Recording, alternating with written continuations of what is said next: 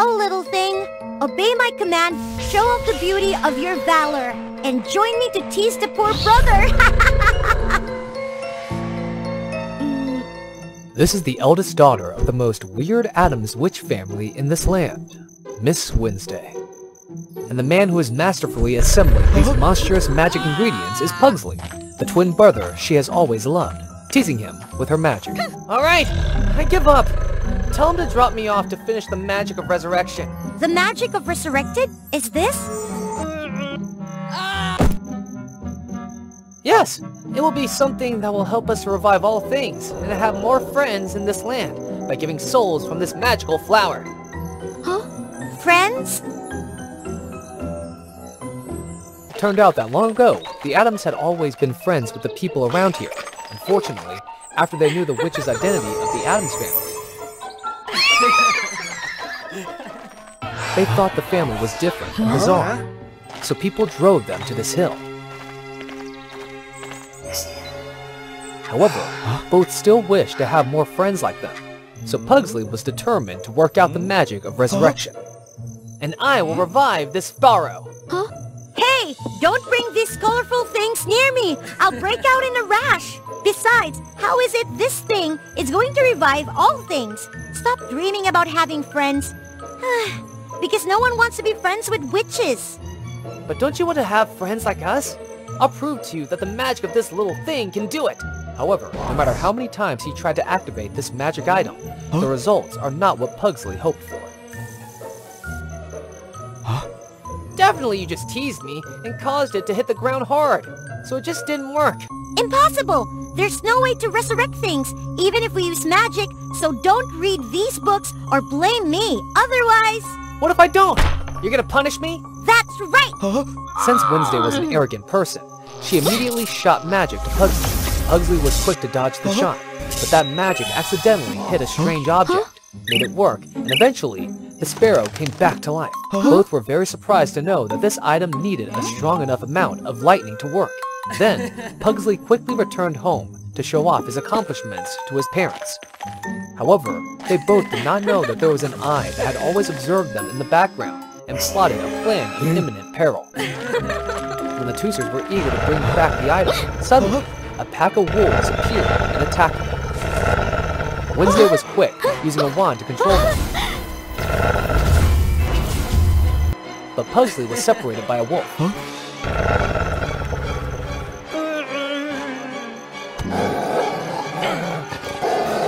Not only that, while Pugsley tried to resist, he accidentally slipped his hand and caused the precious item to almost fall to the edge. When Pugsley was hanging by a thread, a shadow slid over and supported the wolf's claws for him.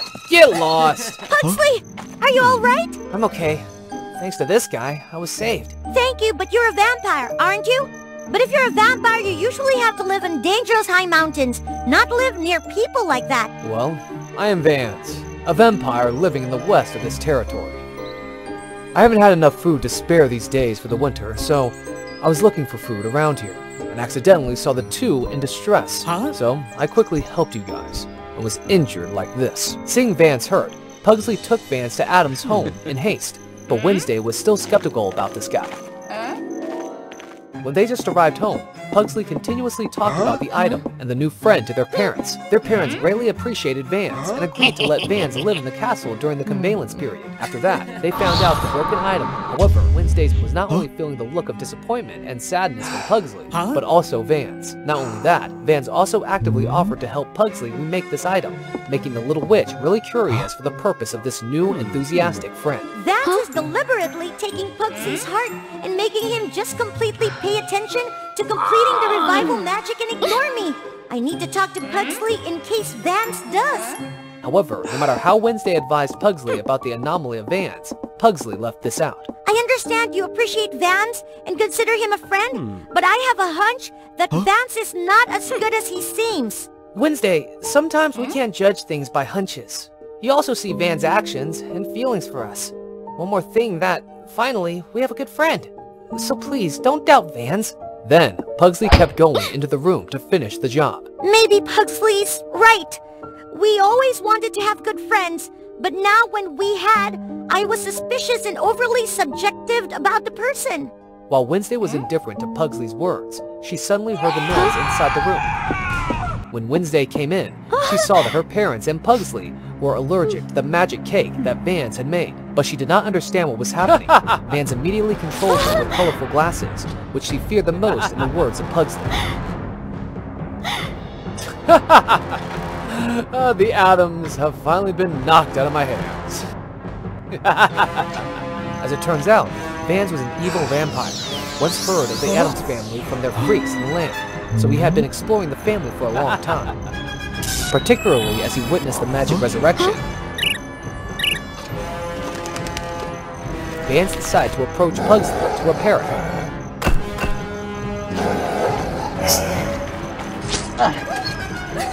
And then seize the item to revive his vampire henchman to take over the land.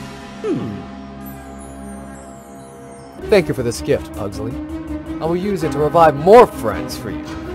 After that, Vance happily left with his item. Meanwhile, Wednesday, who didn't have a wand in her hand, as well as started to spread all over her body, made her family extremely afraid.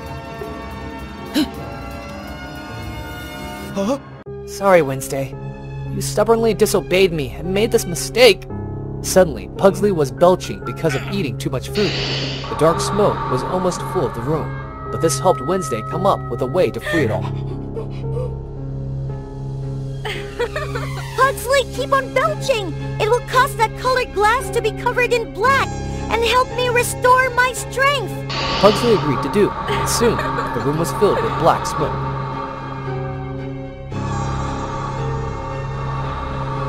Finally, Wednesday recovered her strength, regained her wand, and unleashed magic on everyone. After that, Wednesday decided to go with Pugsley and find Vance to stop his evil plan. They followed the lightning stream down to the village and found out Vance had used the item to revive the henchmen and started to attack the villagers. Wednesday immediately used the wand to control the vampires, but they were not only strong, but also flying very fast, making her unaware.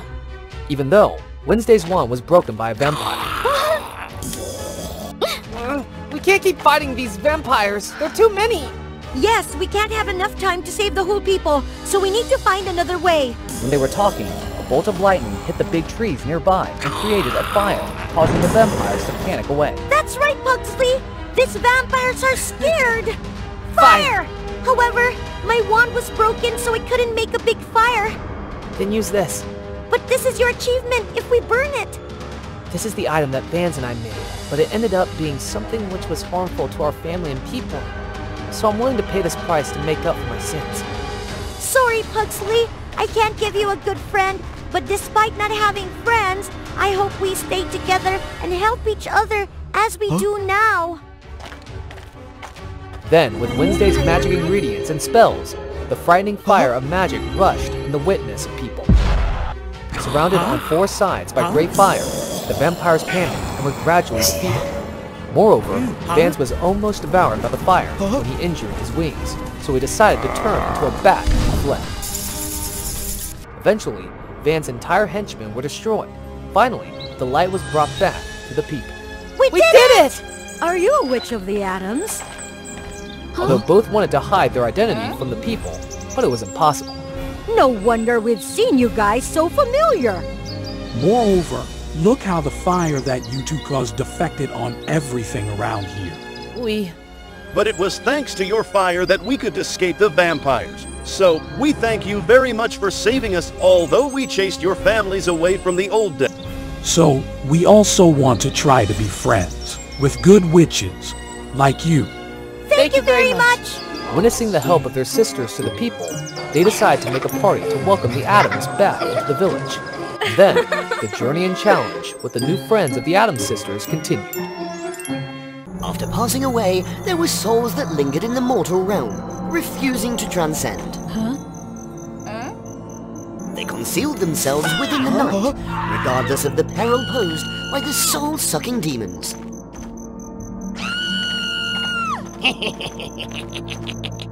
Hey you! Subscribe to the WOA Fairy Tales channel, little girl. That's my line.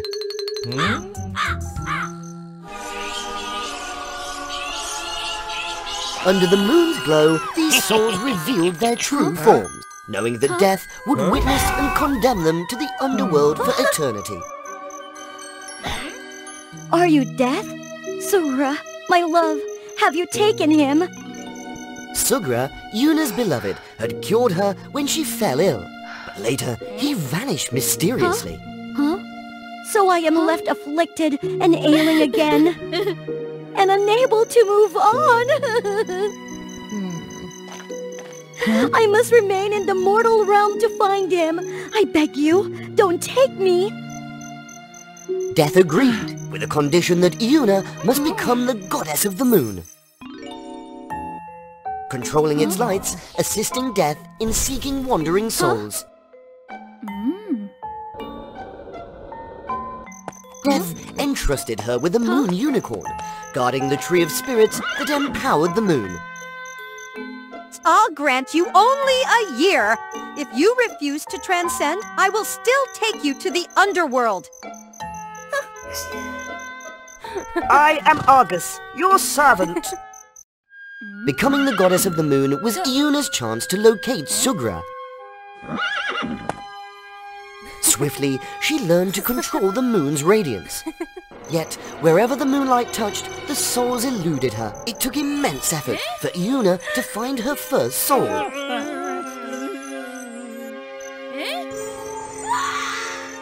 Immediately, Argus brought the soul to the moon for Yuna to confront. To her surprise, this soul, like Yuna, was reluctant to transcend. Because she had lost her lover before passing away. Ignore it, Yuna. Let me carry her to the underworld. Empathizing with the stubborn soul, Yuna resolved to aid her, ignoring the unicorn's counsel. Sarcastically, she realized the man had left his lover for another. Thus, Yuna couldn't help her find peace.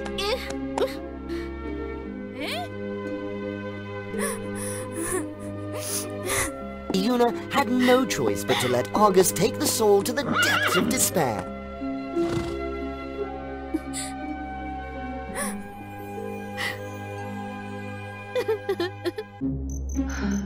Such stubborn souls will never find transcend. I don't want to be like that. Give up your love. You can find peace and transcend. Yuna couldn't bear it. She continued to seek and assist the souls, meeting the next one in person.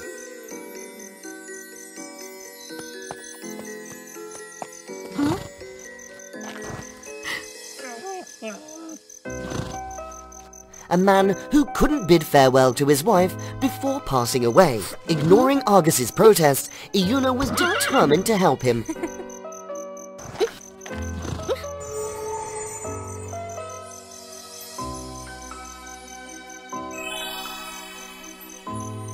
It turned out that the couple was separated in their search for their abducted son.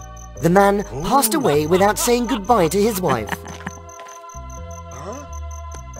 The moon goddess resolved to find their son. Unexpectedly, the one Yuna was seeking was none other than her very first soul, the love of the lady she had helped.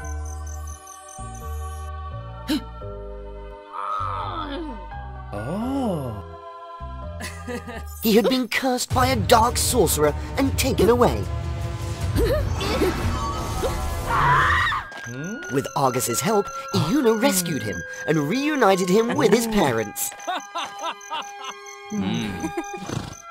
She also made sure he reunited with his true love to resolve the misunderstanding. Thus, Yuna's first two souls found contentment.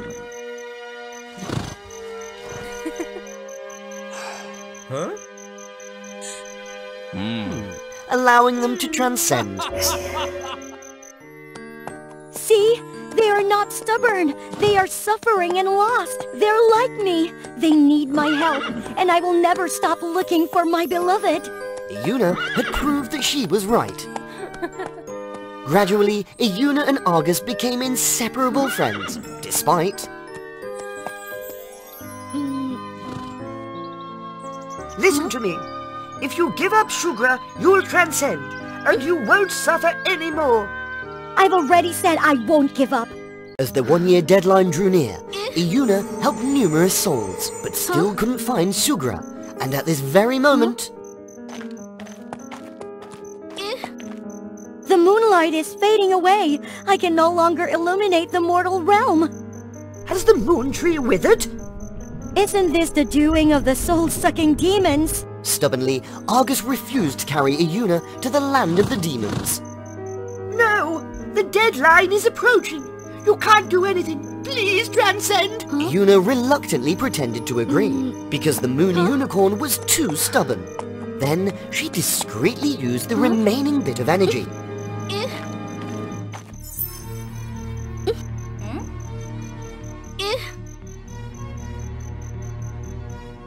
To fly down to the realm of the soul-sucking demons.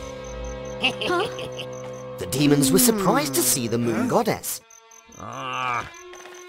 They weren't aware of the withered tree.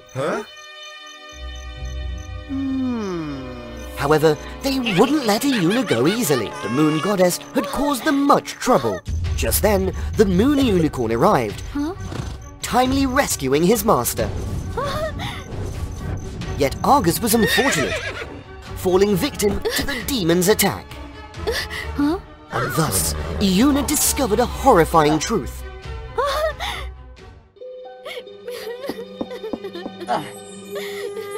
Argus? Sugra? What? What has happened? Sugra could no longer conceal the truth. It all began with Iuna's illness. She could only live until that moment. Sugra had struck a deal with a demon, deceiving death to extend Iuna's life. But Death found out and punished Sugra, turning him into a moon unicorn. Guarding the moon forever. Iuna could never escape her fate.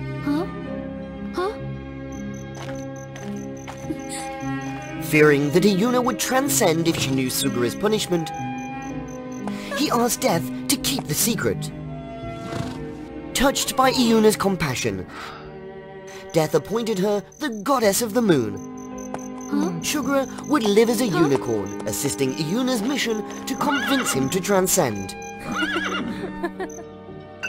However, as Iuna persisted, Sugra used dark magic to harm the moon. I thought you would give up, but your effort is so strong. The demon's magic might break my unicorn form. Iuna understood everything now. I have healed the moon. And as for you, Iuna, your time has come.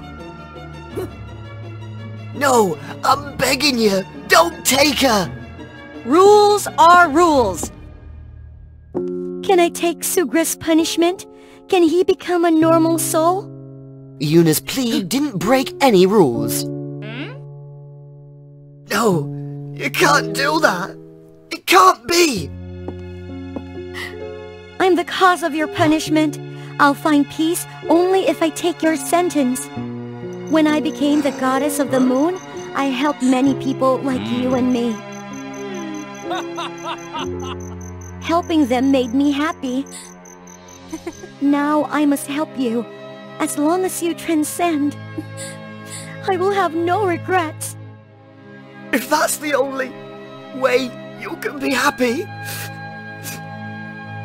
After a year of journeying together with her love, Sugra knew there was no other way. Since then, Iuna became the eternal goddess of the moon, using her gentle light to shine upon the mortal realm, shielding the mortal realm from malevolent forces, guiding lost souls like her own, helping them find solace. Death decided to give Iuna a gift. With each of Sugra's subsequent lifetimes, the soul would retain memories of Iuna, and death would carry him to the moon. So Iuna could meet her beloved more and more and more. Once upon a time, there was a spider queen, and this is the tale of her life.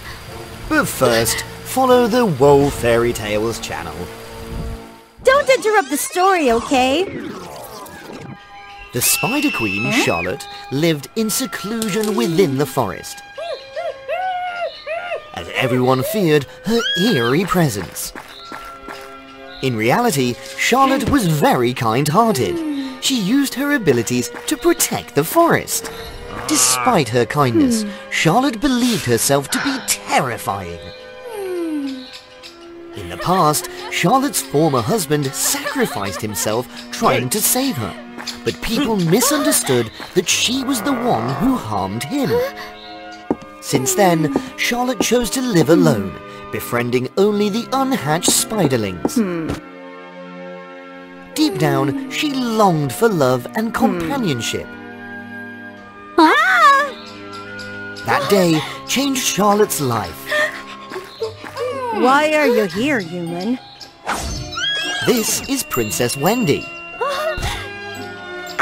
Actually, I need your help. I'm an outsider. No one values me. I'm always alone. I have to win the fabric weaving contest for the princesses, so the royal family won't abandon me. But my weaving skills are poor, so you want me to do it for you? The answer is no.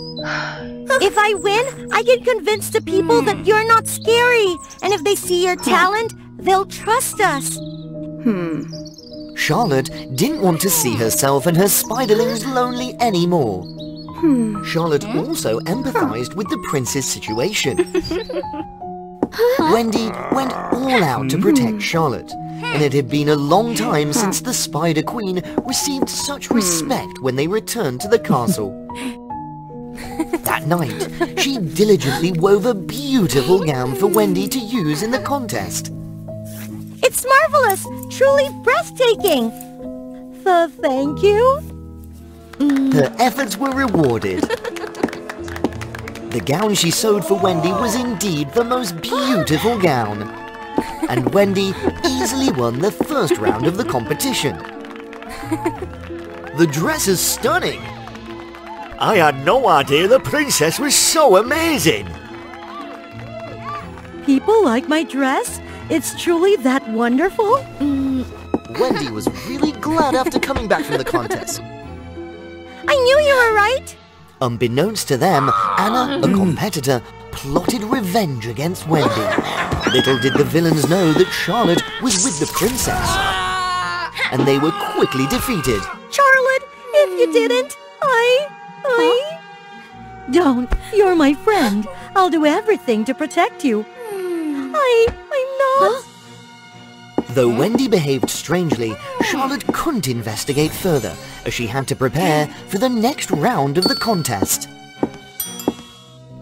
In the following round, the princesses had to weave a giant fabric kite across a deep abyss. In the end, only Princess Wendy and her rival Anna remained. And of course, the kite woven by Charlotte brought victory to Wendy. Wendy! Wendy! Wendy! Wendy! Wendy! Wendy! Spider Queen Charlotte felt as if she was being cheered for. I can't lose. You'll pay for this. Wendy, thanks to you, I discovered my own talent, and you became my friend. I truly appreciate it, after all these years. I'm not the person you think I am. The princess left again, just like before. But this time, Charlotte couldn't ignore her friend. And she discovered the secret that Wendy had been hiding. The princess wasn't abandoned at all. Wendy was actually quite playful and loved parties. Out of vanity, she had bet that she would win the contest. Wendy seemed hesitant, but... So, you deceived me? Just to satisfy your selfish vanity? Yes, but I truly regret it. Because you actually cared about me. You were the first person. I can still convince them that you're not scary. Enough! Thinking she would be loved, the Spider Queen was deceived by her own friend.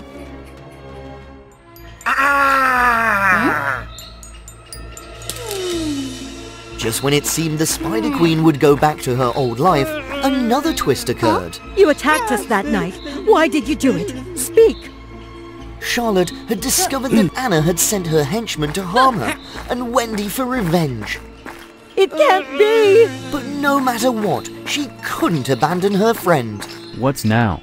The final round of the contest was taking place, and the Spider Queen arrived just in time as Wendy began her performance. Wendy had to weave a fabric bridge across the deep chasm and dance on it. How can Wendy weave the bridge? Seeing the scratches on Wendy's hands, Charlotte understood everything. I must complete the final challenge. Only Charlotte is my friend. I can't let her down. Wendy, you've done it. You've changed. However, Charlotte had forgotten about Anna, who had sabotaged the fabric bridge and the safety net below. The bridge couldn't bear Wendy's weight. And we come back to the starting point of the story. Wendy was too far away, and Charlotte tried her best but couldn't reach her. With quick thinking, she shot a spider silk from afar and wove a web to save Wendy. But Charlotte couldn't save herself. Charlotte! Charlotte! People rushed down the chasm upon witnessing the incident. Charlotte, don't go! Thank you for being my friend. You made me realize how amazing I am. In the end, Charlotte achieved her wish, understanding that opening her heart was the key to love. Anna was caught for her crimes. Witnessing Charlotte's actions, people completely changed their perception of spiders. Wendy decided to adopt Charlotte's newly hatched spiderlings, and noticed one that resembled her old friend. Upon a time. Ah! No! No! What is it? Oh my! It's taking me away! It's okay. It can't see me. What kind of place is this? Where are you going, weirdo? Subscribe to the WOA Fairy Tales channel. Leave me alone! Sandy! Mom! It's Mom! Are you really here? No, your mother is no longer here. Look there. Huh? No! No! It can't be! Mom! This is Sandy, a girl haunted by nightmares every night. Sandy, why haven't you woken up yet? Do you know that? I know! I know! Sandy's nightmares originate from real life. Her mother passed away a long time ago, and our little girl couldn't reconcile with her father. Sandy's life at school wasn't any better. She was often teased by her friends. Gradually, Sandy became isolated, self-conscious, and doubtful of herself. Where did you put your eyes and nose, you weirdo? Sandy's life became burdened, both in reality and in her nightmares, and it seemed like it would continue forever if it weren't for that fateful day. A royal messenger came to Sandy's school to announce a royal dance competition. Having a natural talent for dancing, this was an opportunity for Sandy to break free from her insecurities. Unfortunately, Sandy was too timid to seize the opportunity. Well, well, well! Look at what our weirdo's planning to do, everyone! The girl allowed herself to be consumed by embarrassment and doubt, taking over her mind. That night, as usual, Sandy was bound to encounter a nightmare, but not this time. Wake up, little girl, wake up! Sandy had a strange dream she had never experienced before. Where am I? And who are you? This is the dream world, and I am Baku, the Dream Eater. I have devoured all of your nightmares. Reality influences dreams, and people create their own dreams. That's why you often have nightmares. So I want to give you a gift. The artifact that Sandy held was the Sandbag of Dreams. It granted people the ability to modify dreams according to their desires, with the only limitation being their imagination. Now, Sandy could create beautiful things in her dreams, in stark contrast to her daytime life filled with sadness. Just throw a handful of sand, think about what you want, and all the worries will vanish.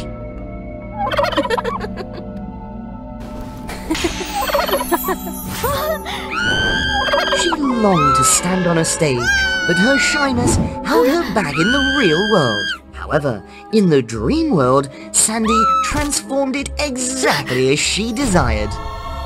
She became a beautiful princess in the Kingdom of Swans, and she had to perform in the dance competition before the whole kingdom. In the audience, Sandy recognized familiar faces. Unlike in real life, they cheered enthusiastically for Sandy, giving her the confidence she had never felt during the day. As if fueled by newfound strength, Sandy performed graceful dance moves that had been hidden due to the shyness and self-doubt. It had been a long time since Sandy felt such happiness. She easily captivated everyone with her innate talent. Wake up, Sandy! It's morning! However, this was just a dream, and Sandy couldn't immerse herself in it forever. It's the sandbag! The Baku was real! Sandy couldn't help but be excited about tonight's dream. But her excitement was quickly overshadowed by fatigue from the moment she woke up. And Sandy felt even worse when... What are you going to perform? A bookworm's dance? Insecure from being teased by her friends, Sandy yearned for happiness in her fantasies. That night, she once again used the gift given by Baku. Don't worry, tiredness is just a side effect. It will disappear quickly. But it always ends up the same. No matter how I dream, my friends in the real world are still the same. But Sandy didn't know that Baku could pull others into her dreams. Sandy transformed herself into a warrior princess in the underwater kingdom. Her friends became loyal generals under her command, obeying her orders and no longer mocking her like in the real world.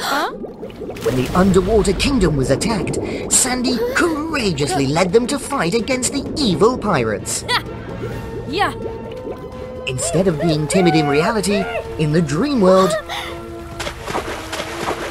Sandy fought bravely and defeated the pirates, saving the other fishes in her friends' admiration. Receiving cheers for her heroic deeds, Sandy could freely converse with her friends without being teased. But of course, every dream had to come to an end. Sandy felt even more exhausted than the previous day, as if loneliness and despair engulfed her. There was something very strange. Sandy's friends no longer teased her, but because of the dream, they were afraid and reluctant to interact with her. Lost in thought, Sandy slowly made her way home, determined not to use the sandbag anymore. But why are you coming home at this hour? I'm tired. Sorry, Dad. No excuses. Do you know that? Why do you have to be like this, Dad? Why can't you just leave me alone? Mom never did that. You don't understand anything. That night, once again, Sandy used the sandbag to forget the real world pain. She became a beautiful princess in the Rainbow Kingdom. Sandy lived a prosperous life, surrounded by loyal subjects. She had everything she wanted and lacked nothing in this dream. But most importantly, in this dream, Sandy had a warm family. She had asked Baku to bring her father into the dream. And she even used the sandbag to create the presence of her deceased mother. It's been so long since I had such a good meal. You're happy, aren't you, little girl? Baku seemed to grow bigger and more peculiar. But Sandy didn't care about Baku's transformations because she was immersed in happiness of the dream. Sandy, my dear, what is this? Father and daughter's love pulled Sandy's father out of Baku's control. It has been told for a long time. I've heard it. That monster, it will devour dreams and even hope and happiness. It gave me happiness, something you couldn't do. You control even my dreams. I don't want to see you anymore. The sandbag and the monster, they heard Sandy's wish. The next day, Sandy woke up, not only tired, but also desperate and in pain. She went to school without noticing her father's absence. Why is our house so dark now? It turned out her father had been asleep since the previous night, and no matter how Sandy called, he remained in a deep slumber, as if forever lost. Sandy suddenly remembered Baku's strange behavior, and her words in the dream the day before. Perhaps this was the reason. Despite being exhausted, Sandy decided to use the sandbag to enter the dream one last time. One final time. She quickly found her father in the dream, and someone very familiar. Why are you so strict? Sandy is just a child. I have to be. I want her to toughen up. I love that little girl. I can't lose her, like you.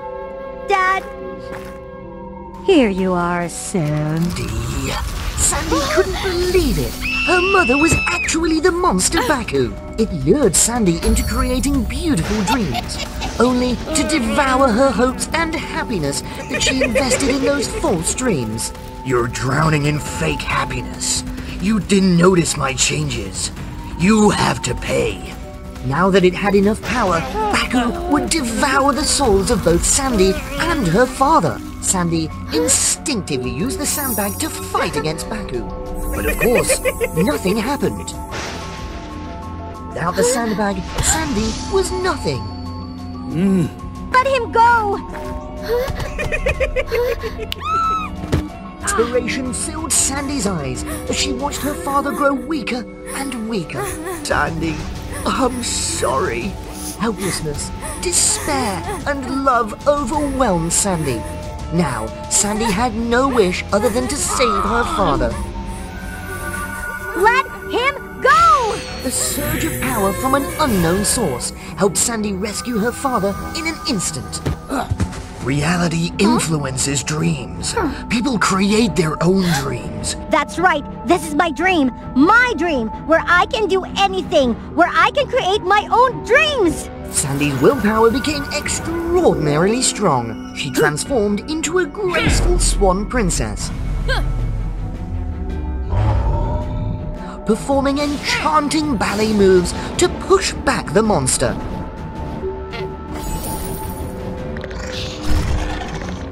Hope and self-confidence surged within Sandy.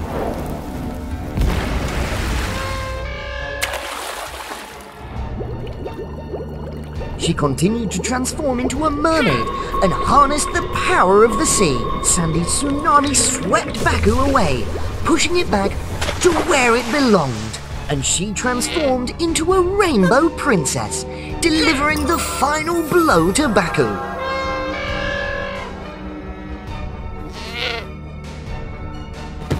Take that!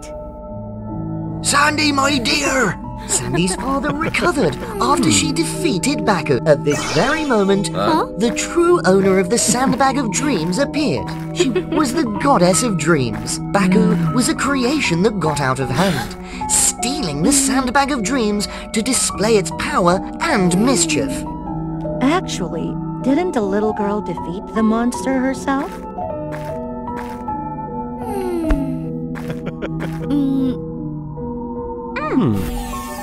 Sandy's father and daughter left the dream without knowing that Sandy's mother was, in fact, Baku.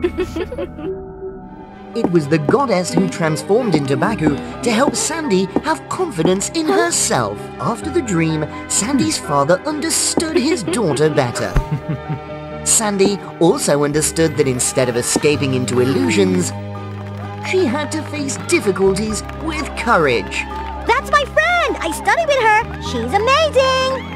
And Sandy, she vowed to me that when she stood on the stage, she caught a glimpse of someone who resembled her late mother, smiling kindly at her. Oh, the giant wolf wants to swallow the little girl and those brave gods? What's happening? Let's follow WOA Fairy Tales with today's story, little kids. Once upon a time, in a beautiful kingdom called Linoman, there lived a wealthy and talented king. His wife passed away prematurely, then he had to raise his daughter, Scatty Princess, by himself. Although being a talented king, a good father who loved his daughter, Lino was too egoistic. One time, when Odin wandered around the earth, he forgot his spear there. Seeing that, King Lino immediately brought it home. With the god spear and the wealth in my hand, my prosperity may be more than the gods. Those words reach Odin, the supreme god, making him really angry.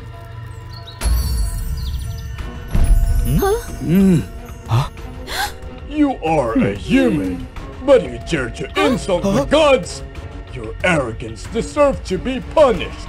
I will turn you into a stone statue for 100 years. Let's see whether you will still be arrogant or not. My great Odin, I know my father was so wrong when he arrogantly insulted you, but please forgive him. He's of an age. I can take the punishment for him. I will give up my princess status. I voluntarily go to Asgard to be your slave. I just want to ask you for forgiving my father this time. I can see you are a dutiful daughter. I will give him a chance.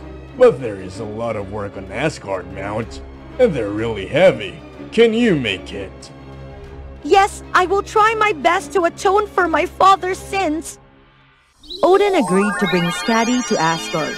From that moment, a hard and difficult journey was opened up before the little princess. Skadi followed Odin to the top of Asgard and started her works. She had to work over from dusk till dawn, even the hardest work. Moreover, some of the goddesses also whispered to gossip about her. Once, she was carrying the water jar.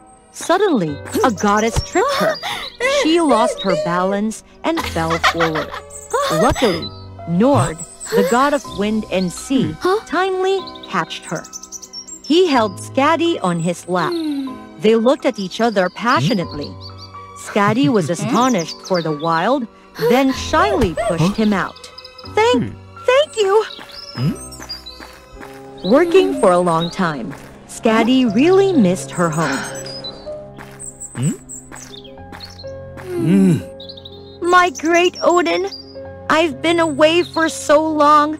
My father is weak and old. Could you please have mercy on me and allow me to visit home? Yes, but you can leave for just one day. Thank you so much. I promise to come back here on time. After coming back and making sure that her father and the people were all safe, Skadi quickly went back to the foot of the Asgard for Heimdall to bring her back and continue her work. On the way, while crossing a forest, she accidentally heard a group of giants discussing about the plan of attacking Asgard. Skadi hid and waited for the giants to leave. Then she ran fast to the foot of the mountain. After reaching the top, Skadi immediately told Odin about what she had seen. Thanks to Skadi's warning, Odin could set up everything to prepare and quickly defeated the giants. Skadi, thank you so much. Your information saved Asgard from a great danger. To thank you, I want to grant you a love affair. By the way, there are so many gods of Asgard who are still single. Just choose a guy who makes you feel that he will bring you happiness.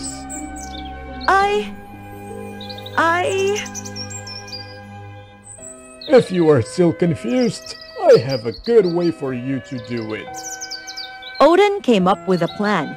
He hid Skadi along with other 2 goddesses, only their hands were revealed.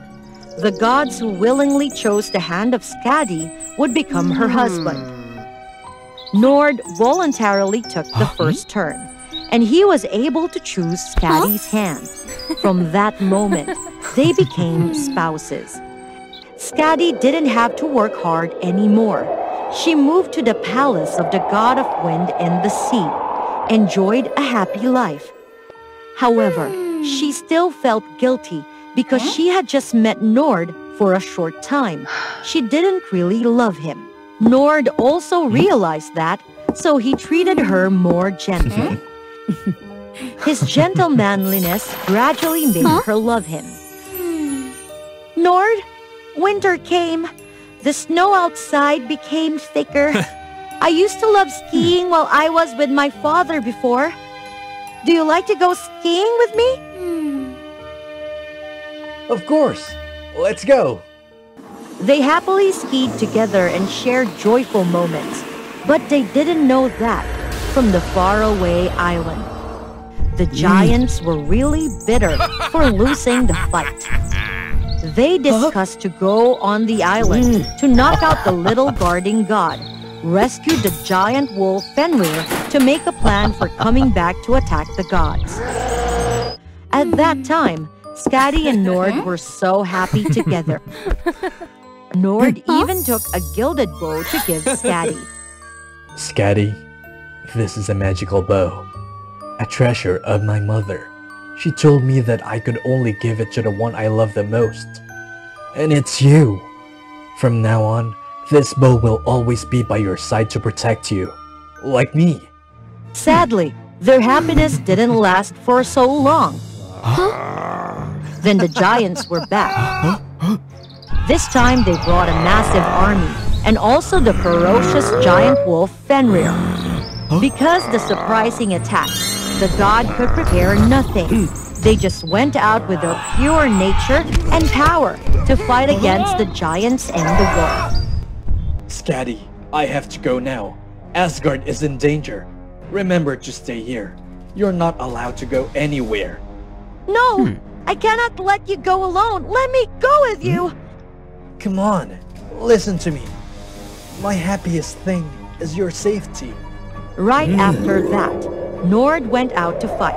Skadi was so worried that she followed her husband. The fight was really fierce.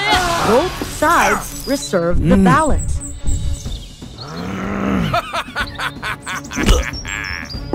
Nord bravely went forward in the fight with the giant wolf and gradually got exhausted.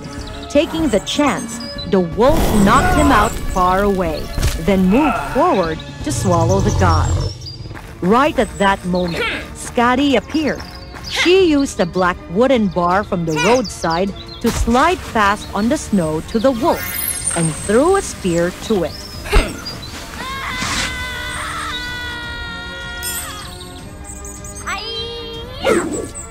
However, the spear was too small to make it feel any pain.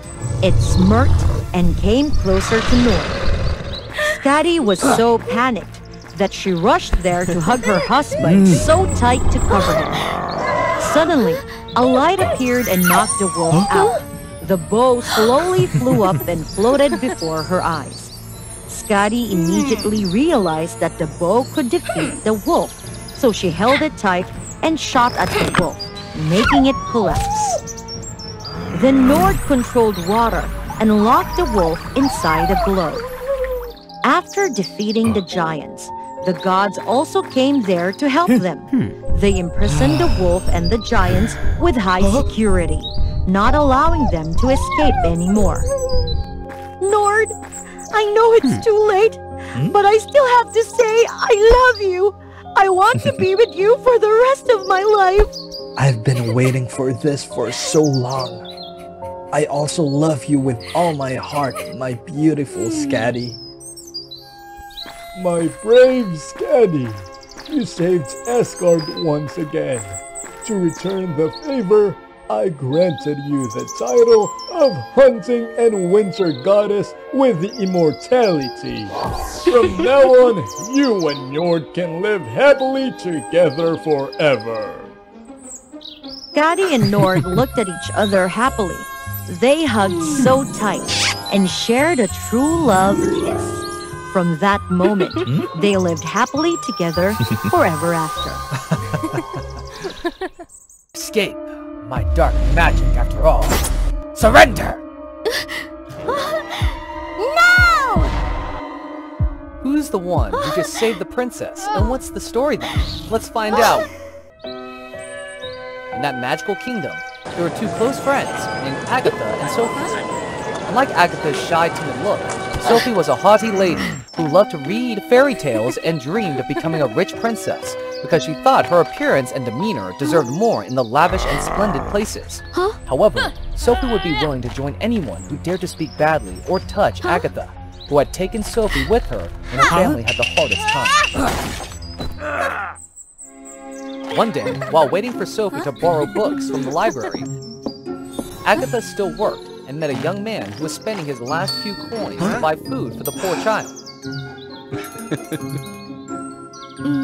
Appreciating his heart, Agatha offered him some food, but was stopped by Sophie.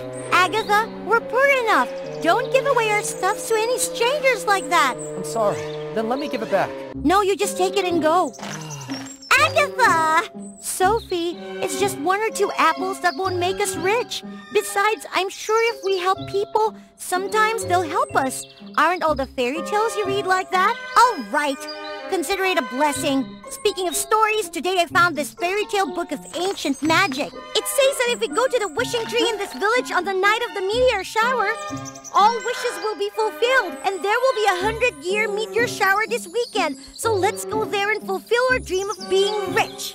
Even though Agatha didn't believe in fairy tales because of her best friend, she nodded in agreement. On that night, no matter what they prayed for, such as gold and silver treasures, large houses, etc., it all didn't come true.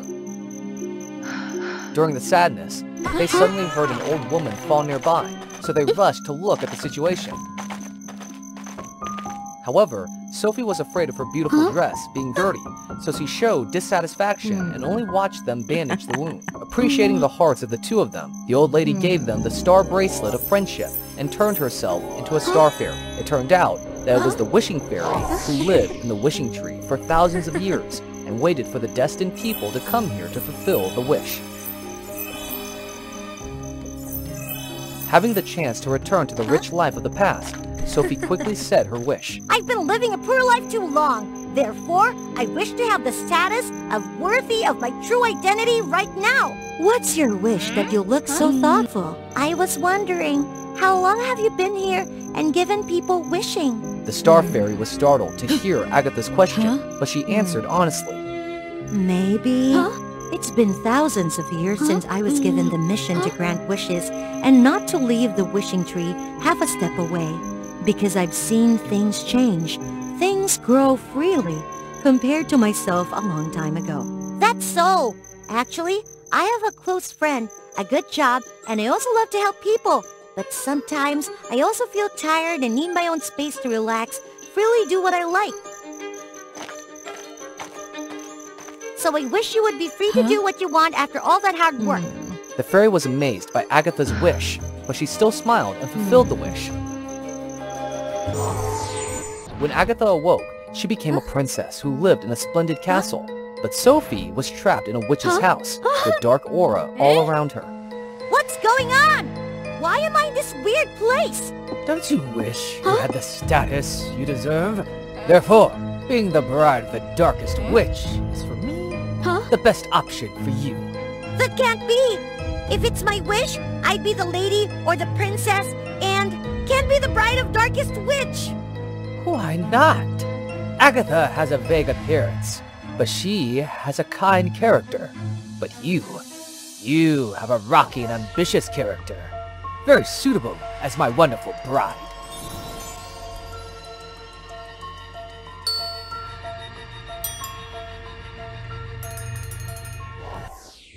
So, if our two powers are united by a kiss of love, you will help me escape this place and conquer the kingdom. No, I can't be your wife, and there must be some confusion between my position and Agatha's. I have to find Agatha and get this straight. You can't go to the castle. The soldiers there will surely drive you out, because you have the dark glory of a witch. So be good, and stay in the room. After that, even though Sophie imprisoned in the witch house, she refused to bow down to the enticements that she should give up Prince and Agatha.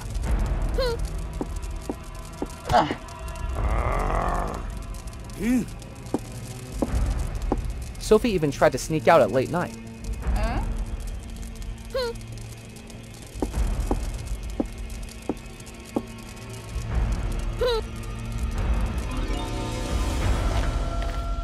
However, as the Dark Witch said, when the soldiers saw Sophie radiate a dark aura, they definitely did not let her in. At this moment, Agatha was also lounging in the palace because she did not know why she was here and became a princess. Suddenly, she heard Sophie's voice, so she was glad to run out and accidentally stumbled. Fortunately, Prince Tedros just returned from the neighboring country to hold her in front of the astonishment of Agatha and Sophie. The prince? Was the poor man the other day? Yes, because the Star Fairy sent me a dream that she was grateful for your kindness and made you a princess. I returned to the castle as quickly as I could to meet my benefactor and my future wife.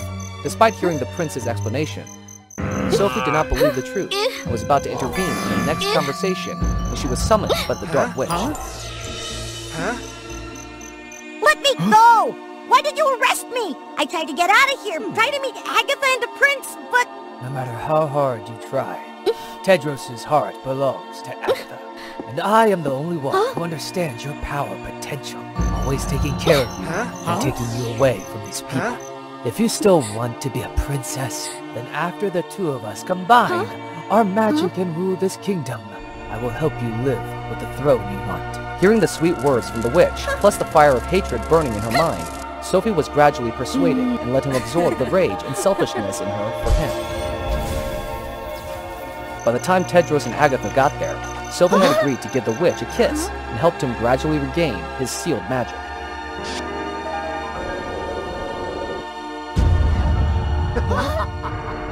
It turned out that because of being worried about Sophie, Agatha begged Tedros to rescue her friend, but when they got here, it was too late. Even if Tedros panicked and attacked the witch, he immediately knocked him down, then fired magic to destroy the entire kingdom. Although Agatha felt very frightened by the scene in front of her, she saw Sophie was gradually being completely controlled, so she tried to risk storming into battle with the Dark Witch.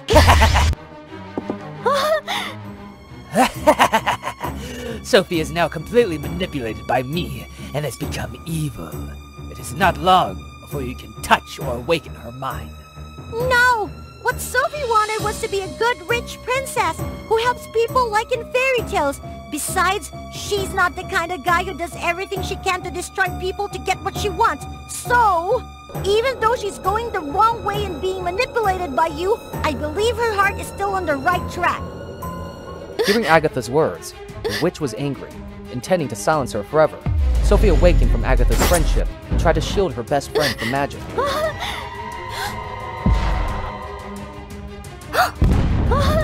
Because his magic flick was too strong for the common people, Sophie was slowly dissipating. No, I can't be still again. Certainly, I will punish you all! But as he rushed towards Sophie and Agatha, a bright light emanated from their friendship bracelet and struck him. Tedros also took the opportunity to destroy the witch, causing him to be completely dissolved. Fortunately, it couldn't help Sophie to recover from her wounds and recover as she had originally done. I'm sorry, Agatha. I thought you loved me and wanted to rule the kingdom with me, but it was all a lie. What he really wants is just to destroy everyone, so I can't let him hurt you. But thanks to you, I understand that the real princess doesn't have to be a splendid appearance, but they need pure heart, willing to ignore mistakes and help everyone. I am willing to sacrifice myself to make up for the mistakes I made to you and to everyone else. Besides, I've just seen a stronger Agatha, so I hope you can keep this up without me around. I see. I'm glad to have a friend like you around. Then Sophie vanished under the stars before Agatha's mourning. Over the years, Agatha always tried to fulfill Sophie's wishes with Tedros, and gradually, the two also began to get to know each other and decided to marry. That day, while everyone was... Once upon a time, the planet Pluto was no longer part of the solar system's group of 8 planets. But few knew that on this planet, a modern civilization had been established, surpassing the boundaries of knowledge and technology, even superior to human society. From the very beginning, water was the most precious and vital source of energy for the Plutonians. However, greed and abuse had caused the water on the planet to gradually dry up. Princess Celestia was entrusted with a noble mission to embark on a challenging journey to find water and restore life to Pluto. I will definitely bring back the water. Celestia! Will Celestia succeed in fulfilling her missions? Subscribe to WOA Fairy Tale to follow the stories unfolding. With a heart full of hope, she embarked on her spacecraft shaped like an egg, conquering space. Celestia witnessed breathtaking scenes. Celestia drifted in the endless space. Sometimes she felt lonely and desperate. However, she remained steadfast in her belief. No matter how difficult it gets, she determined not to give up. The journey must continue. But suddenly, a mighty asteroid struck her spacecraft, forcing her to land on Earth's shore. Fearful, she struggled to escape the blazing surroundings. In her final hope, Celestia pressed the distress signal button to reach out to Pluto. Could I be leaving in vain like this? By some miraculous means, a brave man rescued Celestia from the spacecraft just in time before it exploded into fragments. Celestia discovered that the atmosphere here was pristine, surpassing anything she had experienced on Pluto.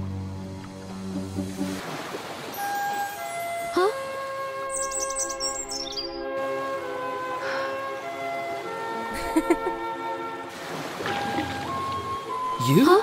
You're not human? He pondered silently, captivated by Celestia's otherworldly appearance.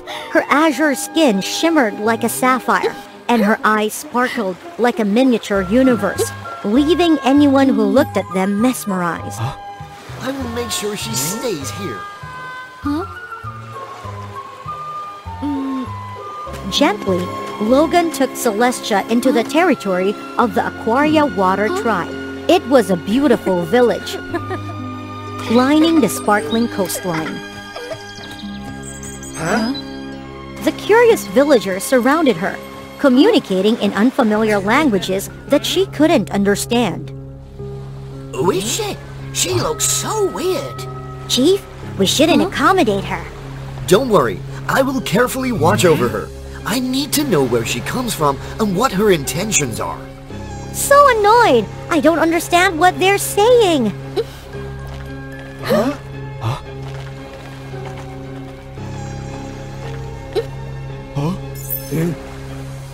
Hey, what are you doing? By activating her telepathic power, Celestia could read his thoughts and understand and speak Earth's language.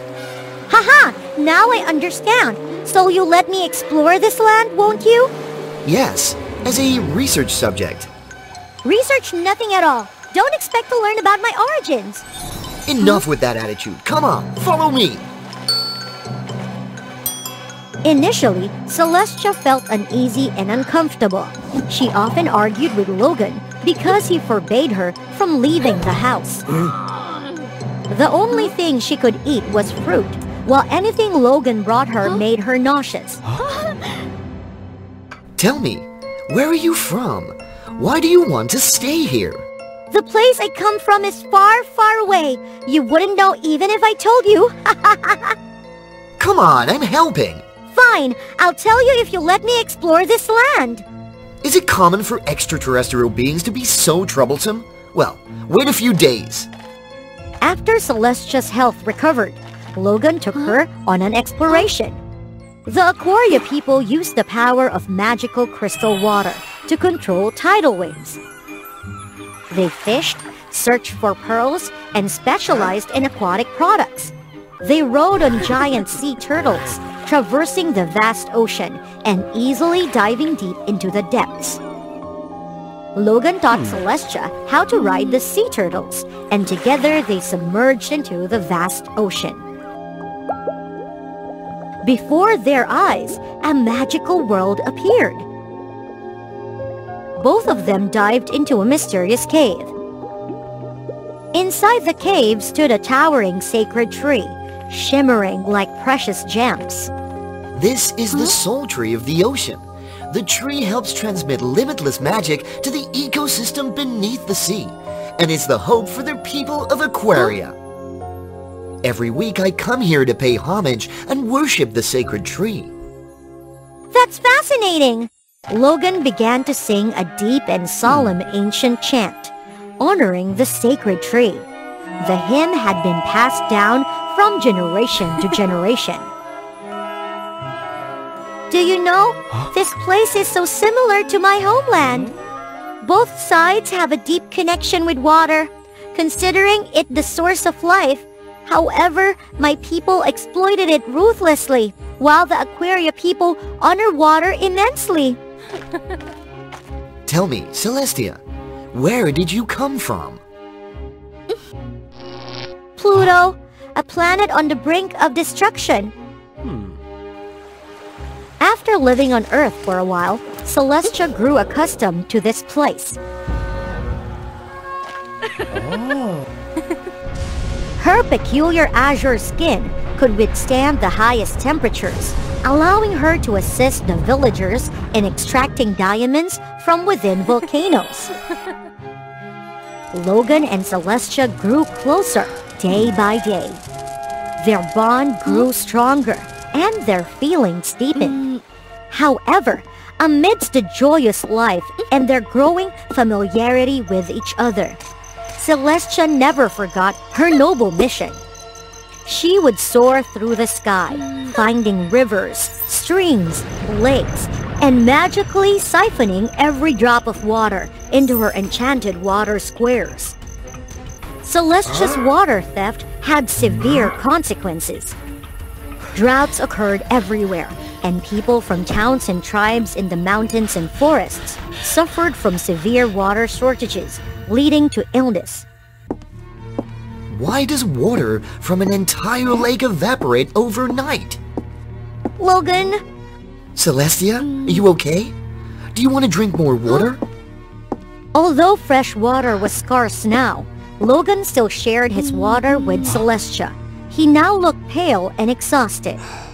The water shortage also weakened the soul tree, affecting the creatures beneath the ocean who relied on the sacred tree. Celestia felt guilty.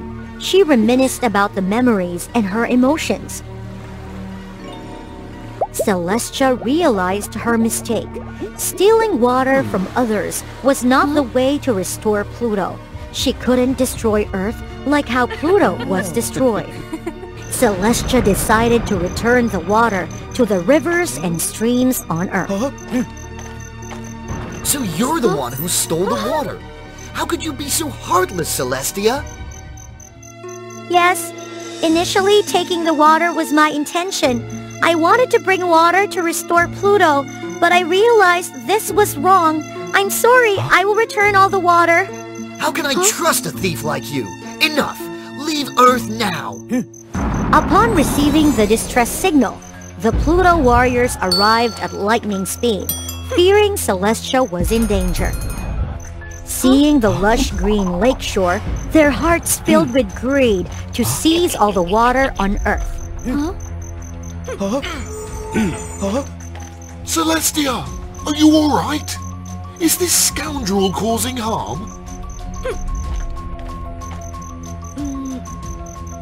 No, I'm fine.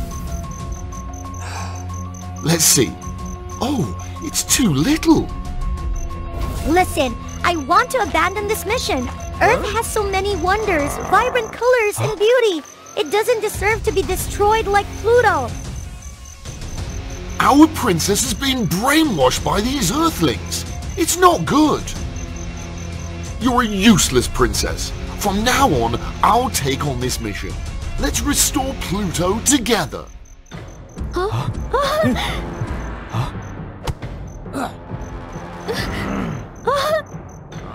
Celestia angrily fought back and brought Logan back to Aquaria.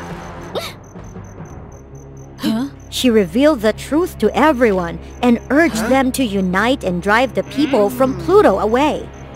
She sincerely apologized for her mistake and promised never to return here after the battle.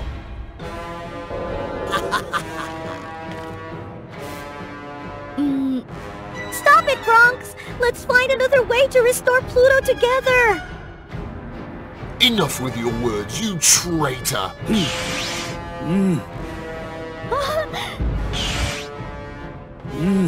Yes.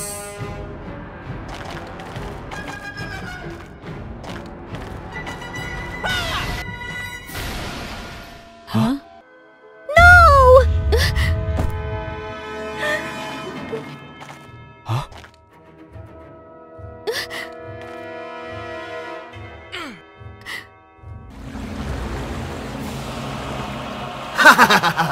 You've lost! Celestia flew up to the sky in anger and sang loudly the ancient song that Logan had once sung with the sacred tree. She believed that her sincere and powerful singing would awaken the sacred tree.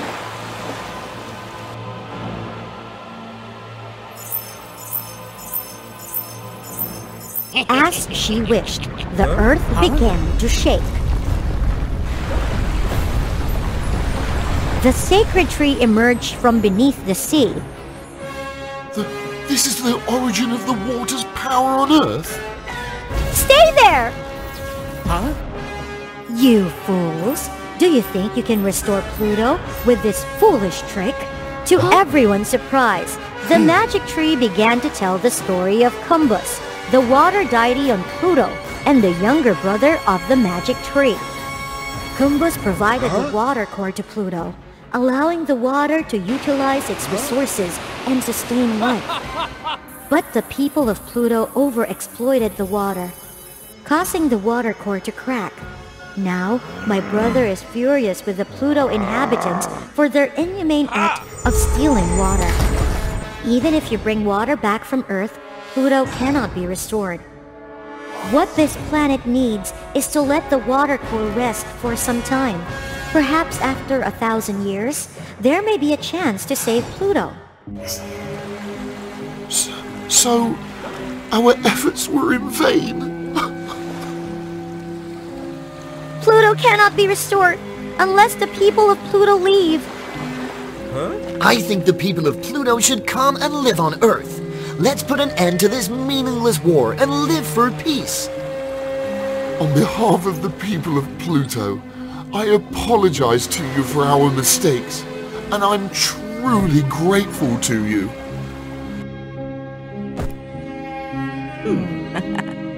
Logan, since I met you, my life has completely changed. You brought me trust and hope.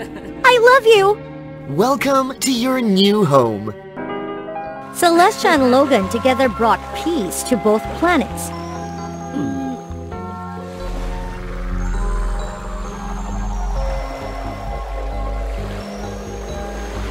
From that day on, everyone lived happily together on Earth. I am a monster, and during every full moon, a dreadful event will occur to me. I transform into a human. Yes, you heard it right. You didn't mishear. Subscribe to WOA Fairy Tale to follow the story. From ancient times, humans have been the eternal enemies of monsters. Ancestors of humans hunted monsters to obtain precious items. Believing that these items could cure all illnesses and grant them extraordinary powers. In the eyes of monsters, humans are a deceitful and wretched species. After centuries of battle, monsters were defeated by the unity of humans. In the end, they had to hide and vanish, with no one seeing a monster anymore.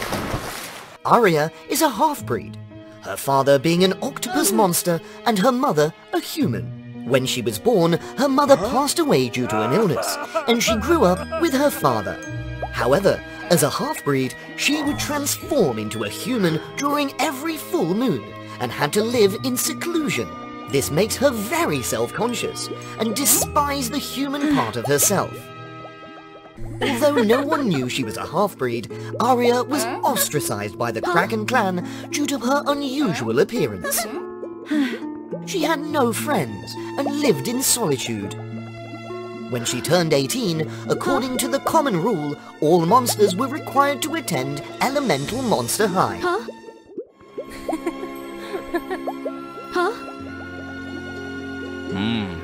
You'll start school tomorrow. Try to make friends with other monsters and never reveal your half-breed identity, all right? Yes, Father. Are you ready, my dear? Oh dear, do I have to go to school like this? Yes, it's the first day. It has to be grand. Accidentally, Arya bumped into the most famous trio of the school, Celine, Zara, and Layla. Celine, known for her delicate personality and aversion to dirt, became extremely annoyed. You little brat! Are you making fun of me? I'm sorry. Since you only have one eye, try to open it wider and look. Stop it, Celine. She already apologized. Go! After a few days of getting acquainted with the school, Arya understood the mission of Elemental Monster High, which was to teach monsters how to use their powers to protect themselves from humans. She reminded herself to give her best effort. Today is the day for testing your abilities. Show your strength to be classified.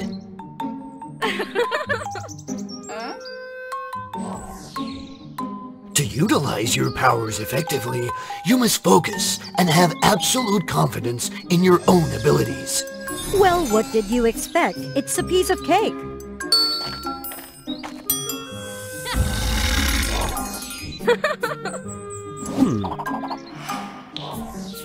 Watch this! The power of a sandstorm!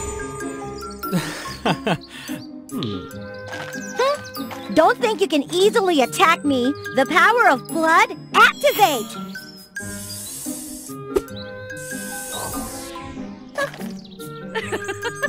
Excellent.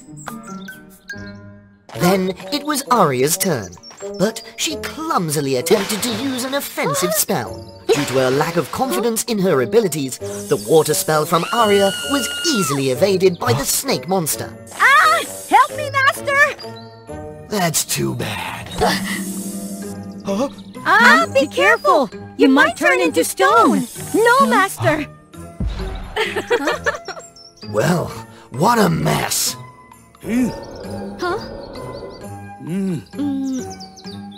Listen up. Celine, Layla, Zara are in the S class, while Arya, you've exceeded my tolerance. F class. Celine was surprised by Arya, a seemingly weak and clumsy person who turned out to be incredibly kind. It seems you still haven't gotten used to using your powers, huh? Yes, I'm still very weak. Take your time to improve. I'm hosting a party tonight. Will you come? The party took place in the lavish castle of the vampire clan. But when they arrived, everyone saw Aria, a low-ranked monster with an ugly appearance, and they mocked her, not approaching her for conversation. Aria bowed her head, feeling sad and insecure about her own self. All eyes were on the trio of monster girls, and Celine stood out the most. Why am I so ugly? I will never be like them, right? Aria ran away from the party, consumed by her own self-pity.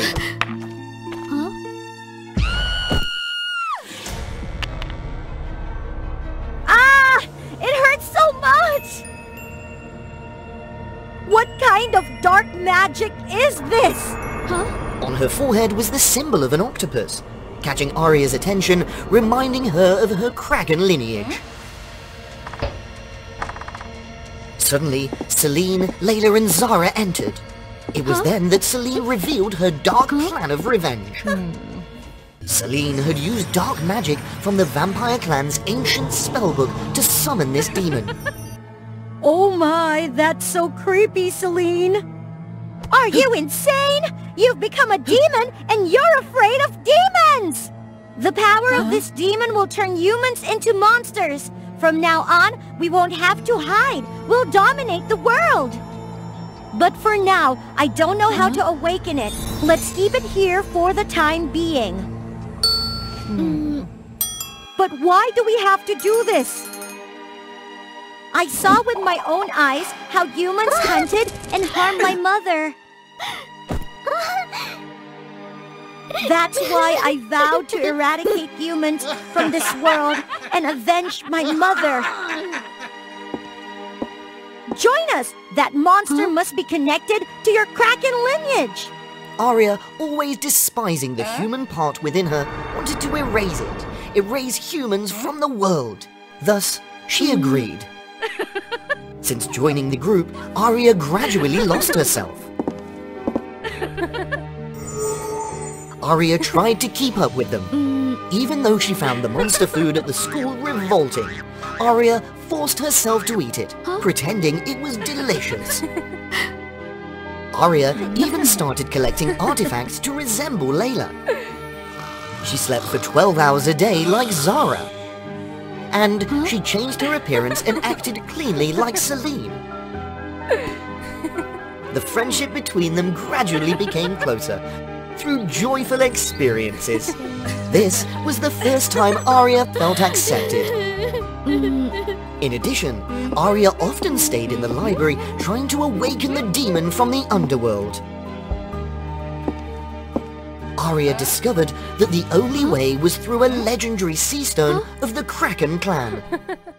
Several hundred years ago, the stone was created by sorcerers and was being transported to the royal family when it accidentally fell into the sea. Since then, the Kraken clan possessed it. This stone can only be activated on the full moon. Aria left the school and secretly dived into the deep sea to bring the sea stone back. Please use this stone to awaken the demon on the full moon! But I can't participate. I'm injured. Oh, are you okay? Yes, I'm fine. You guys go for it. How can I do it if I'm cursed as a human during the full moon? But it's alright. Just one more day.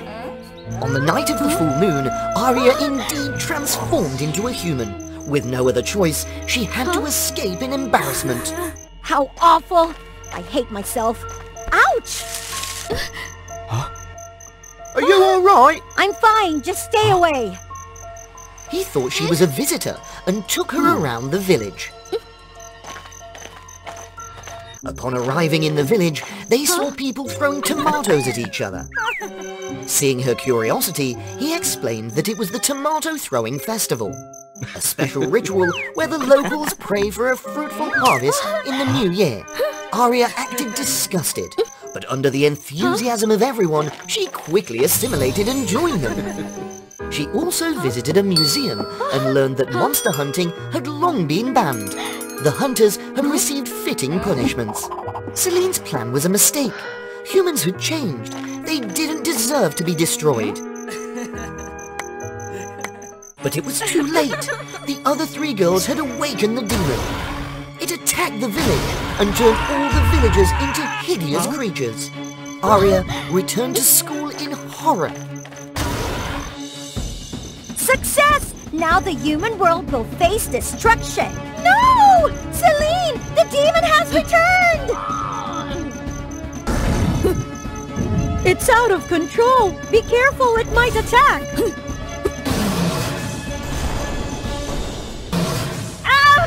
This is so frustrating! But it was too powerful for the 3 of them. They started feeling remorse for what they had caused. The demon will destroy everything. Everyone, stay calm! We will fight against it together!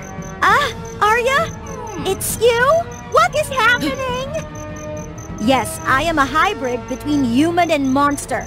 You can blame me or mock me, it doesn't matter. Now nothing else matters. I just want to save everyone.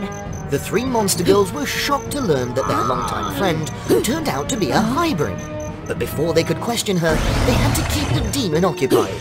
Seriously, you've exhausted me, Arya! Because the sea stone belonged to humans, only those with human traits could pull it out of the demon. Let's go, everyone!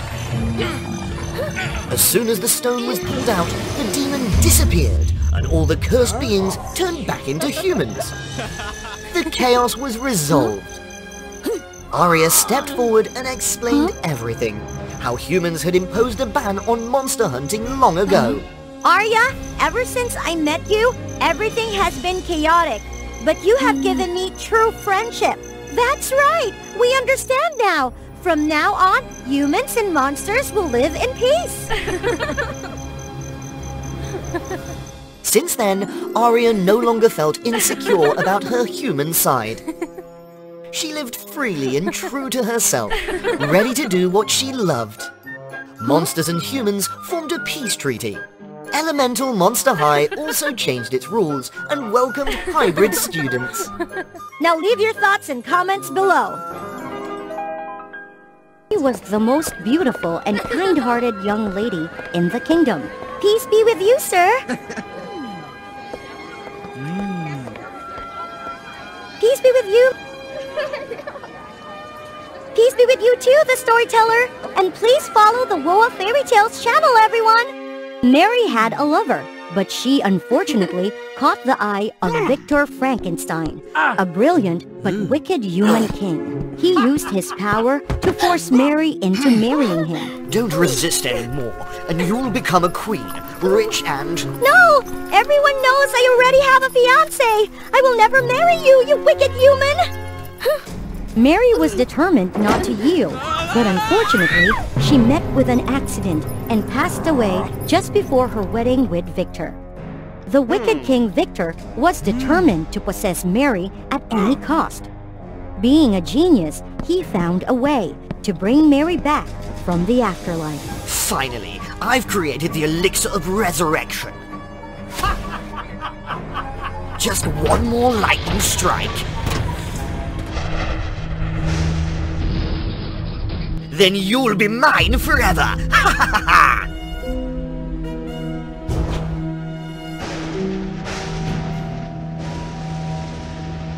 A human like Victor found it hard to change fate. What he brought back was not Mary, but a monstrous creation. Mary resurrected as a monster, lost all memories of her previous life. You are so beautiful, Mary! Why have you turned into a monster? Mary, with her extraordinary physical strength, couldn't escape Victor's clutches. And no one knew that Victor's creation was actually Mary resurrected.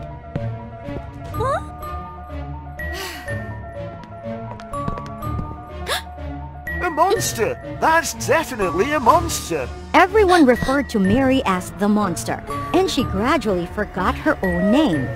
Is this really me? I'm not this beautiful. I'm a monster. I'm ugly. What's the point of being this ugly? The monster is always with King Frankenstein like a queen. One day she might harm him. Who knows? When Victor Frankenstein sensed the fear around him, he also became anxious and decided to dispose of Mary to eliminate any future problems.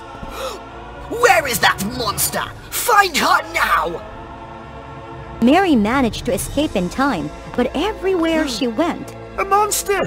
An ugly monster's on the loose! everyone was frightened of her. Mary chose to hide deep in the forest, away from human society. She found solace there, but remained lonely and insecure about her own ugliness. Is anyone there? Help me, please! Rocks block my house's entrance. Help me, please!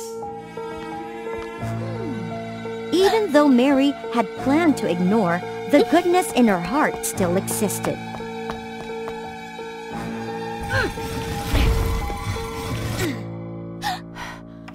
Thank you, kind stranger.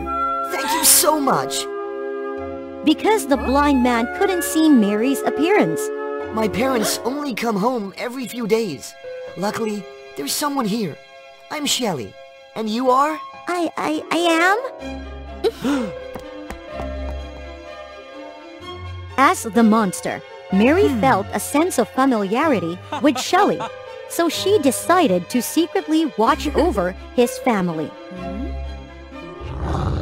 Gradually, she developed affection for Shelley and often quietly helped his family.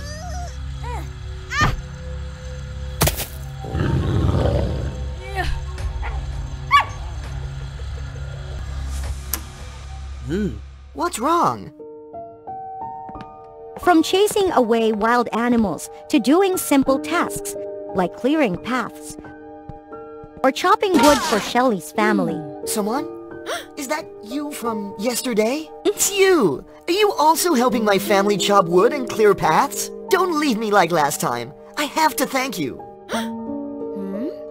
For the first time in a long time, someone valued Mary, even though she had become a monster.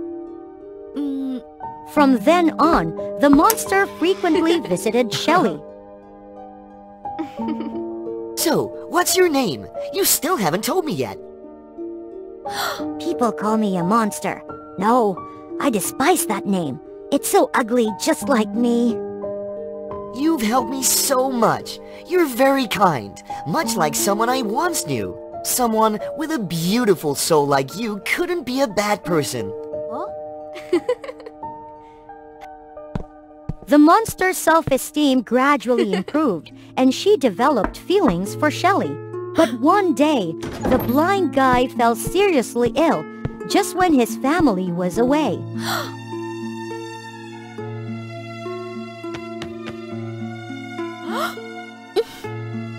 Mary risked it all to leave the forest in search of medicine. Unluckily, others saw her.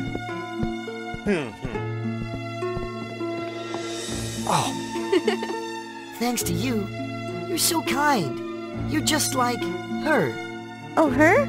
You already have a lover, don't you? I used to. Victor took her away. I had to hide here. And she passed away. Her name was Mary. Oh, Mary! Mary! Shelley calling her name triggered some memories in Mary's mind.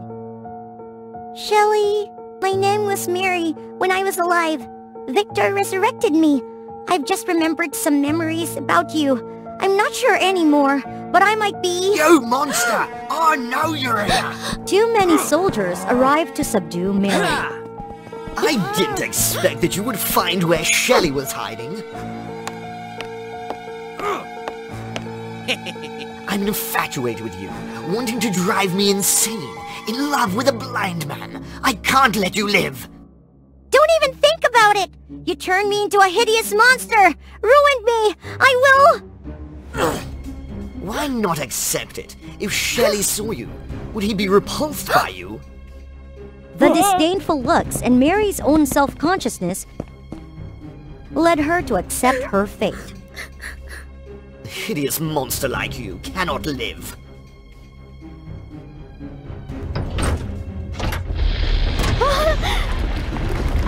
Victor intended to deal with Mary immediately, even compelling the entire kingdom's populace to witness her trial to assert his authority. This monster shall be tried immediately, and anyone who dares to oppose me. You're the real monster! But the blind man appeared to testify against him. Mary? That's right! The monster's face bears a resemblance to Mary. King Victor turned Mary into a monster. Bring him here! Hurry! No, you can't! Look here! This is the end of the rebels! Just at that moment, Mary managed to break free and took the slash from Victor and pushed Victor into his own tool. A kite string caught Victor. You monster!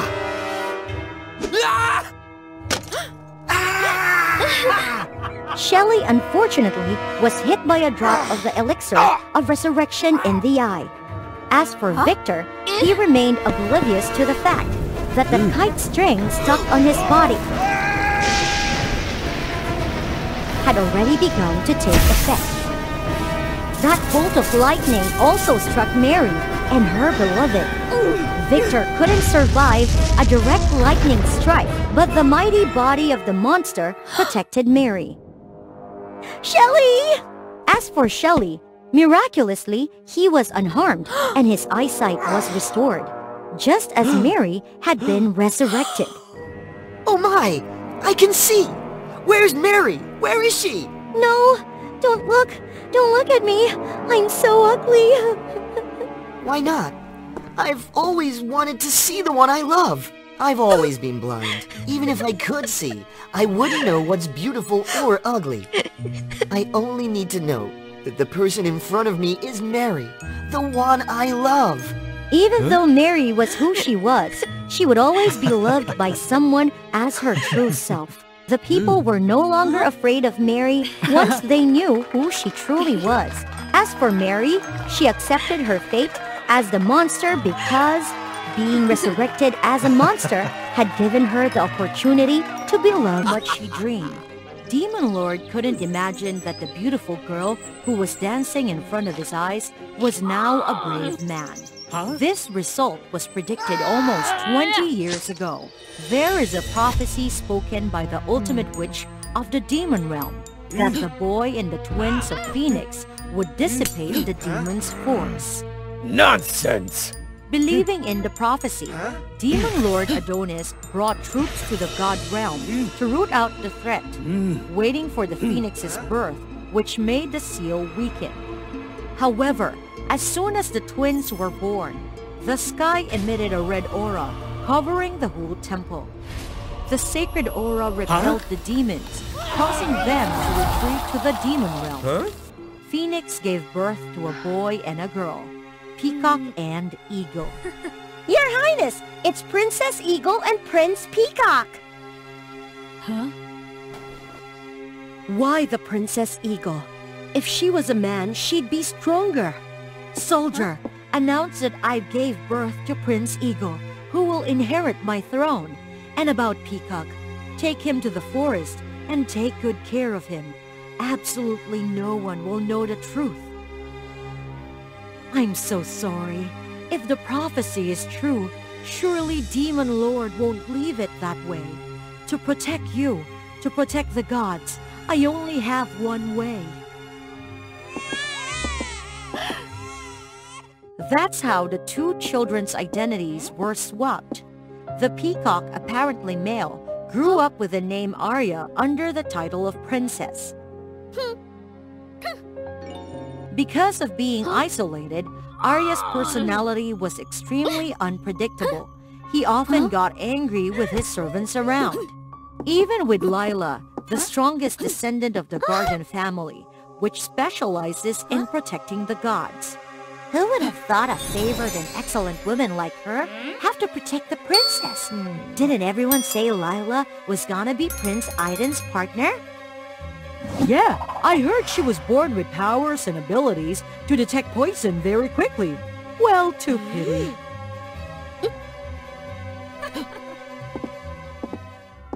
One day, the nine-tailed fox of Dania, the princess of Fox tribe, heard that peacock was the most beautiful species in the world. She was extremely jealous, looking deep into the forest to provoke. The most beautiful thing in the world looks like it's just some kind of old-fashioned turtle. No one ever comes to see me. Let's see if, after I smoke, your damn peacock can still hide in there. Unexpectedly, the breeze caused the flames to fall out of control, spreading everywhere. Because the fire is so strong, Lila is destroyed by force, from which there is no magic. For a descendant of the Guardian clan, this is no different from being an exterminator. Lila! Lila! What's wrong with you? There's nothing going to happen to you. I command... I'm fine, Princess. The best way to protect what you cherish is to become stronger. Don't surrender to adversity. Huh? Since then, Arya stopped ostracizing Lila like she used to. Day after day of hard training, she determined to be strong to protect Lila. One day, as customary once a year, the servant of the Phoenix brought a large bowl of medicinal water to Peacock. Despite losing the magic, Lila recognized it is a poison bowl and immediately knocked it down. That night, after hearing a loud scream in her master's room, Lila stormed in and discovered her beautiful peacock princess turned into a bold and handsome man. What I've been taking for the whole time is a suppressant to my power and male hormone. The power will be revealed if I was too sad or angry, which made the Demon Lord much easier to realize that he has been deceived. Don't worry. I'll do my best to help you. Well, training and waiting for the right time to destroy him. Thanks to the espionage, the Demon Lord broke the boundary and stormed the temple. He destroyed the Phoenix and captured Eagle Aiden. A prophecy? That's lame. If you shut up, I'll take you to your sister. Well, I heard she's a good-looking girl. Very suitable for the available Demon Queen position. Whatever you do to me, never hurt my sister. You? I'm not interested in men. Despite not much contract or affection, Peacock and Eagle were still sisters, and Arya was heartbroken and about to save Aiden. Lila wanted to protect her master, so she tricked Peacock into sleep. And she pretended to be Peacock, looking for Demon Lord. Few people have met through Arya before.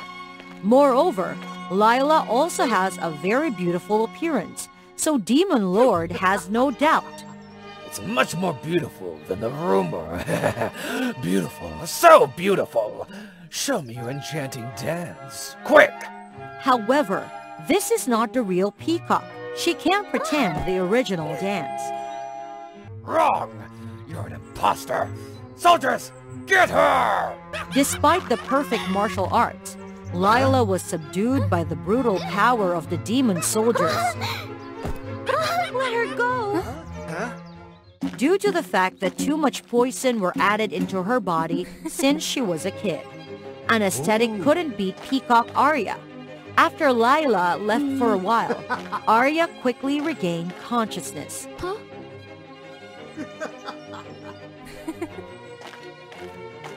At least the imposter? Alright, as long as you change positions with her. Follow me back to the demon world to be my queen! No, Princess! You can't do that! Huh? Quiet, Lila. There's no place for you to speak. Fine, but before that, let me dedicate to my peacock dance. Don't you still want to see that? Quick, you're such my future queen. You really know what I want.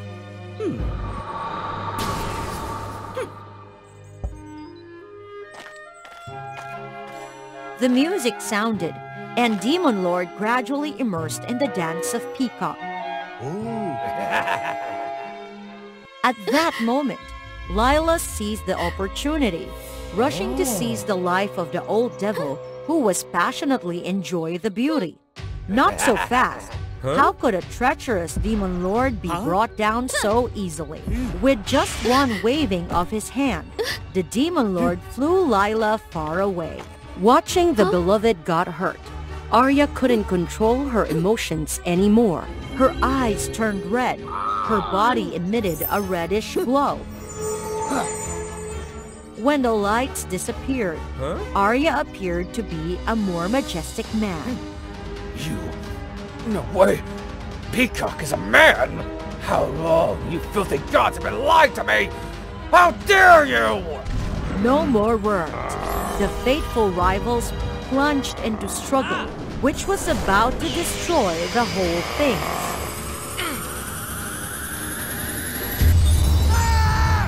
Demon Lord was gradually weakened, and one more hit was taken over by Peacock.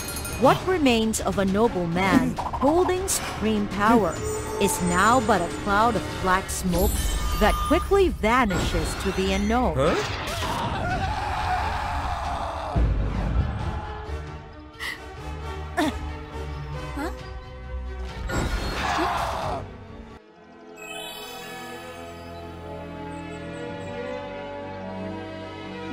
Arya rushed to help Lila, the girl who had been with him in his darkest days. Arya, you did it. No, I should call you Aiden? Quiet. Don't overdo it. I seem tired already. Eagle escaped. He wanted to give up the throne that belonged to her brother. Aiden? Nobody's better than you in this position. Yeah, I'm gonna be fine when it's under my true self. This day is finally come. Having no greedy for pride or fame, Peacock and Lila returned to the deep forest, living their peaceful, happy lives as before.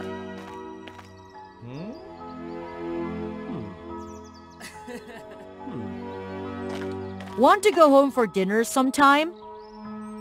Of course. We are family. In a certain kingdom, one's status was measured by wealth. That's Queen Raina, the wealthiest in the kingdom! Just being as rich as half of her would satisfy me. Naturally, the poor were not respected at all. Stop laughing. Someday, I will become a wealthy princess. Angela was a poor girl, but...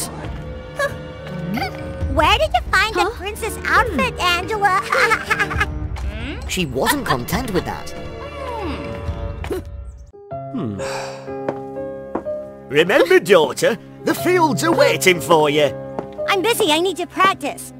So Angela worked tirelessly to gain entry into the palace and gradually became a wealthy princess. But before I continue, please follow WOA Fairy Tales. Too noisy, don't disrupt the party! That's why Angela gradually became indifferent to the world around her. She criticized her parents' manual labor jobs, avoided her childhood friends. That poor princess claims that mingling with us, the poor ones, only pulls her back. And was indifferent to her own love life. Angela might have just drowned in her dreams of wealth if it weren't for an incident on the eve of the princess's selection trial. Due to the mounting debts, Angela's parents had no choice but to... Marry me off to that wretched person to pay the debt? Her dreams of becoming a wealthy princess Mom and Dad will keep us poor forever! might have come to an end.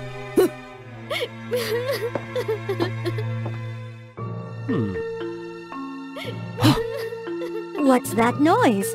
Find out immediately, Peter. The Queen was curious to know about the girl who had stirred things up. Angela, frustrated, recounted everything, from her efforts to her arranged marriage and... I want want to be rich, to be a princess. They just belittle me. You are indeed wealthy, young and capable of anything. Capable of what? Without money? The poor princess couldn't have imagined. The queen wanted to switch bodies with her. Because Prince Peter was about to ascend the throne, and she was growing tired of court affairs, wanting to live in seclusion. Of course, Angela was terrified. But when Queen Raina painted a series of visions of wealth... Finally, I have no other choice. Not wanting to be married off and longing to escape poverty, Angela agreed to deal with Queen Raina. And Angela's life changed from then on. Huh?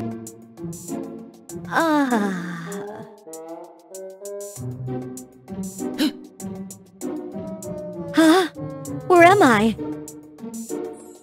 Is this the Queen's palace?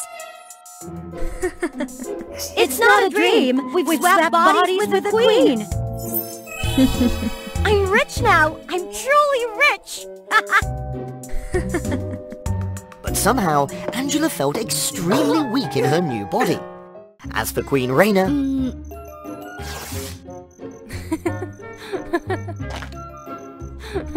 Huh? Did I say something harsh last night for it to become like this? Ooh! It's been so long since we felt this refreshed. Raina was happily performing tasks that... Angela, can you do that? No problem at all. It's been so long since I've broken a sweat. The poor princess used to scorn. Of course, she wasn't dedicated to studying like Angela, but played pranks instead. Huh? The sky is so clear. Oh, this man looks pretty cool, huh? She wanted to do things she couldn't do when she was Queen Raina. Huh? Raina was genuinely happy with this life now, with a youthful and healthy body. Hey, thief! Raina could enjoy life to the fullest. Thief, if I catch you... See? You guys still have much to learn from me. How long has it been since I felt this carefree? Wow, it's been so long since I had these dishes. So delicious! It's been so long since I had something this good. The looming debt over her parents made Angela enthusiastic. Huh? What if we're poor? I'm still healthy. I'll work to repay the debt. But Raina had shown them that money wasn't everything. What's the need for money? Living happily like this is true happiness. Just when Raina was truly content. Huh? Give back my body! Give back my life! It turned out Queen Raina was ill and had only a few months to live. No one could cure her. Raina considered one last option. To switch into another body. But nobody accepted her proposal except Angela. The poor princess had no idea she was being deceived until she collapsed into Queen Raina's frail body. You made me deal with my mother! You can't back out now! No! Give me back my life! You hate being poor! I'll let you enjoy your remaining days in wealth! Angela mustered up her last bit of strength, returned to the village to reclaim her body. Absolutely not! We made a deal! The two of them argued fiercely, causing a commotion throughout the village. Of course, no one understood the Queen's strange words. Mother, shouldn't you be at the palace receiving treatment? No!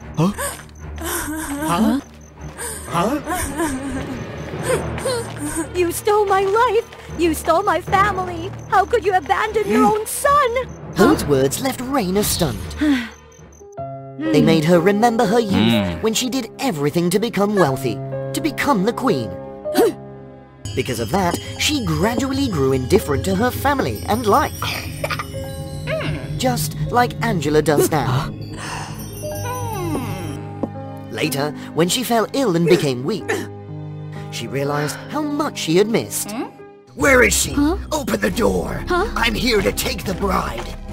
It was time for Angela's family to marry off their daughter to repay the debt. Raina had planned to capture this man, but she didn't expect... Our daughter won't go. Ha! Stop! The village was calm and the villagers rejoiced at the achievements of the poor princess. These prices, they shouldn't belong to me. The feelings everyone had for Angela... Could it be? I'm taking away her love too? ...made Raina start to regret. No, it's okay. We made a deal, it's fine. Why is everyone... Prince Peter had let the wicked nobleman go. You broke the promise. You even reported me. I must seek revenge. Fortunately, Prince Peter arrived just in time to rescue his mother. Release me! Release me! Why are you doing this? Are you okay, Peter? Mother, I mean, no, I'm fine. By now, Raina understood. There were some things she couldn't give up, and some things she couldn't take away from others. She's very weak. Weaker than when you hadn't switched bodies. I don't know how long she has left to live. That just means we have to act. I'll give the girl her body back. You won't survive. It's okay. These few days of reliving my youth are more than enough for me. Angela's youth is priceless. I have no right to take it from her. But what can Mother do now? I will go, it's certain. But I can spend my last days with you, Peter. But Angela, she wanted to switch with Mother, didn't she? Angela is too young. She doesn't understand. But now, I believe the girl has learned how wealthy her life truly is. In this world, what could be more wonderful than enjoying your favorite food and being with the one you love? And Princess Millie was no exception. She was born into a royal family. Because of that, she can indulge in all the delicious and exotic things in the world. Millie ate anytime, anywhere, even in her dreams. Gradually, Millie's slender figure was replaced by a plump one. However, she was always praised for her exceptional intelligence. In contrast to Millie, her twin sister Rosie was incredibly beautiful, with a slim figure. Just like her name Rosie, she had shiny hair that exuded the fragrance of roses, and was truly enchanting. But not everyone is blessed with everything, and Rosie wasn't as talented as her sister Millie. As days went by, the difference between the two sisters became more apparent. Not only that, Millie was also very strong.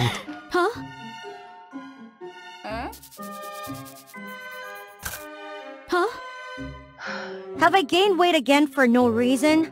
She looked at herself in the mirror, feeling even more insecure about her chubby body. When she went outside, Millie felt uncomfortable seeing people staring at her.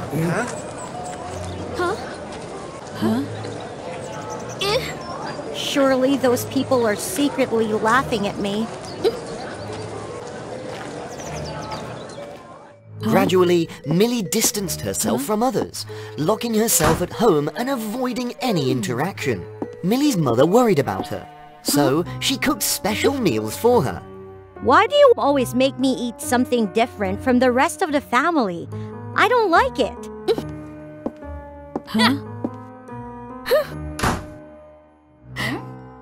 Tomorrow there's a royal ball happening, and I really want to go.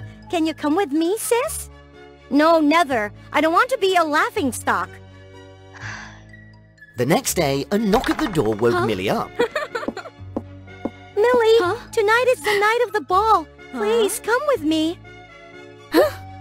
You're too bothersome. Don't waste your efforts anymore. Help me, Millie. You also know that Rosie is too naive and trusting. I can't let her go alone. She worries me.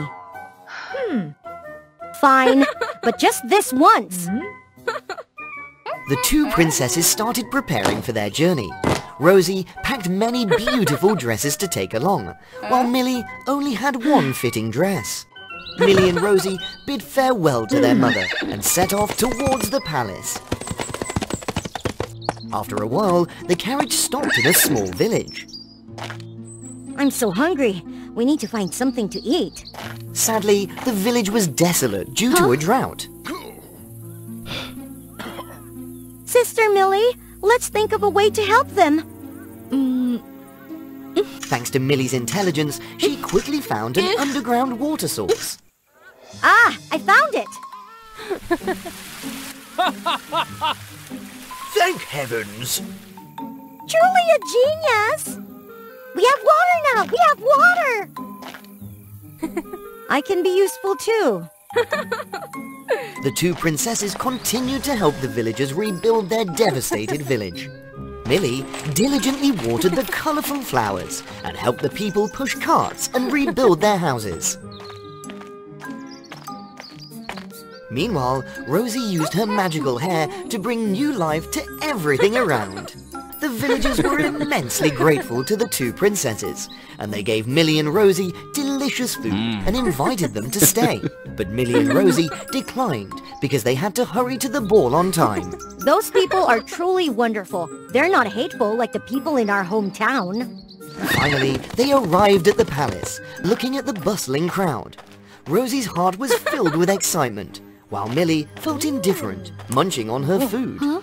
Rosie hurriedly pulled Millie into the dressing room inside the palace. Rosie eagerly took out the most beautiful dresses. She looked magnificent in every outfit, like a true flower. Millie took out her only dress. It turned out Millie had eaten too much of the food the villagers gave her, which made her body gain more weight. I'm done! Rosie, you should go to the ball alone. No, I'm afraid without you. You have to come with me. Millie felt powerless and reluctantly picked up the dress to try it on again. Let me help you. Rosie struggled to help Millie put on the dress, but it was challenging. After a while of struggling, the final button was finally fastened. Millie looked at her round figure from top to bottom. Every movement had to be careful, making her more uncomfortable. The night gradually fell, and the palace lit up. Millie and Rosie entered, and all eyes were on the two princesses. I bet everyone is laughing at my body. But contrary to Millie's thoughts, everyone made way for her. This is the acceptance I was looking for. Greetings, handsome princes and beautiful princesses! In just a few minutes, the ball will officially begin. Prince Lucas will only dance with one person. And that person is the one who overcomes the prince's challenges. Come on, Millie, do your best. Play along, I'm not in the mood. Please, for your little sister. Finally, Millie took the lead in asking the questions and facing the challenges. Everyone couldn't deny Millie's intelligence and quick wit. The doors of the room opened, and Prince Lucas appeared. Millie seemed indifferent, but when she saw the prince, she couldn't help but feel a flutter in her heart. May I have the pleasure of dancing with you? I thought the prince would only dance with beautiful girls, the noble ones. Why would he choose someone plump and unattractive like me? Lucas began leading her in the first steps. The tight dress made it even more difficult for Millie to move. Until now, my father, the king, always arranged meetings with beautiful girls. But deep down, they had narrow-minded thinking and were selfish. I just want to find someone with beauty and intellect, no matter how they look on the outside. While they were immersed in the music, they suddenly heard a loud rip. Huh? Millie looked down, and her dress had a big tear. She didn't know where to hide, so she searched for Rosie's help. But Millie saw Rosie being taken away by a group of strangers. They were Viper and Thorn, two villains who had been secretly following Millie and Rosie while they were helping the villagers and had witnessed Rosie's magical hair. Taking advantage of Rosie's naivety, they wanted to kidnap her and use her to earn money. Stop! It's all because I didn't take good care of Rosie. Fury fueled Millie's determination, and she ran alongside the horse-drawn carriage. The carriage overturned, and the horses went into a frenzy. Rosie, run! Viper and Thorn immediately chased after the two princesses. Millie ran to a large lake, but there was no way to cross. Millie looked at her plump figure and had a brilliant idea. Millie signaled for Rosie to climb onto her back. Millie acted as a buoy and swam Rosie to the other side. Thank you, sis, for always helping and protecting me. Millie realized that Rosie had always loved her, even when she despised everyone. Her frustration had spread to her sister as well. Both of them ran towards the edge of a cliff, with no other way out. With no other choice, Millie had to fight against Viper and Thorn barehanded.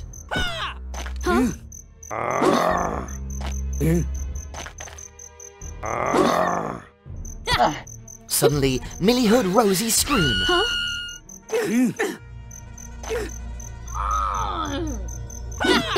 Millie was severely injured, and she was exhausted. Farewell! Why would you do this?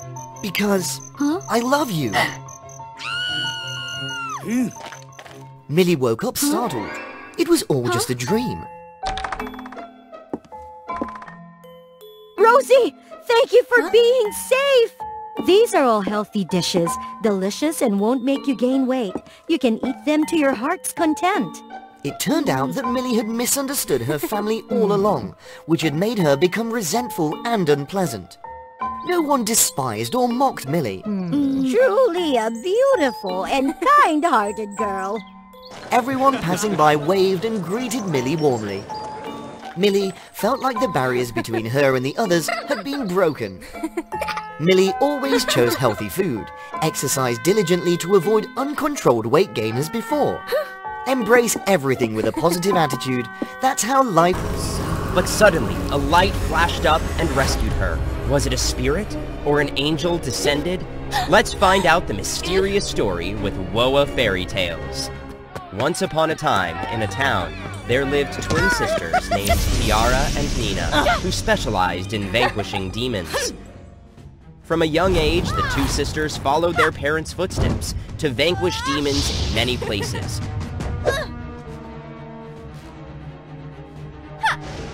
In particular, these two treasures could also open the gate of hell, the one-dimensional world. Once sucked into this world, they would not be able to escape. This function was in order to trap the evil demons inside. The twins were excellent. However, Tiara was always careful and delicate. Nina was clumsy when there was no help from her sister.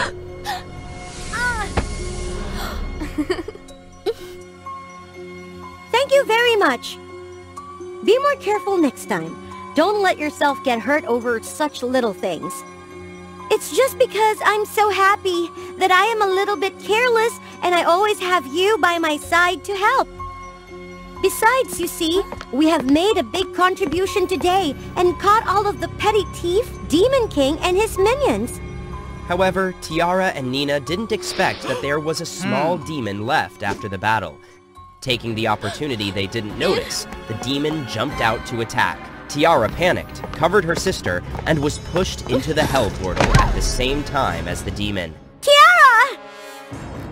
By the time Nina understood what was happening, it was too late. Tiara had completely disappeared behind the gate.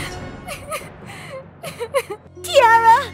I'm the one who caused this incident, so I'll definitely help you get back. After that, Nina set out to find the way, but things became more and more difficult. Furthermore, without Tiara by her side, Nina didn't seem to have the confidence and ability to vanquish demons on her own. She was even almost defeated by the demons, if it weren't for the help of Kevin, a close friend of her parents in the past, who was in charge of destroying demons in this land. Mr. Kevin, are you here to vanquish demons? Yes, and I didn't expect to see you here again. How long has it been since we last met? It was 2 years ago when we turned 16 years old and started to be independent. Right, but where's Tiara? Mentioning Tiara, Nina was sad again. She recounted her journey to rescue her sister with Kevin. In the past, your parents had a similar incident while vanquishing demons, and your mother was trapped behind this gate. Your father was very scared. He rushed back home and tried everything to save your mother.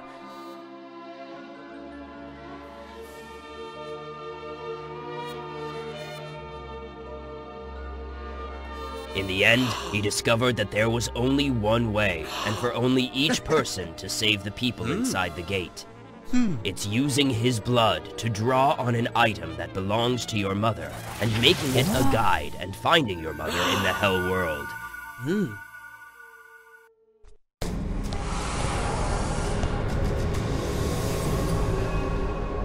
In addition, he also tied a vine around his body and a tree trunk to create a connection between the living world and the hell world. Before he left, he seemed to feel something bad, so he sent me back 2 of you and these treasures before he left.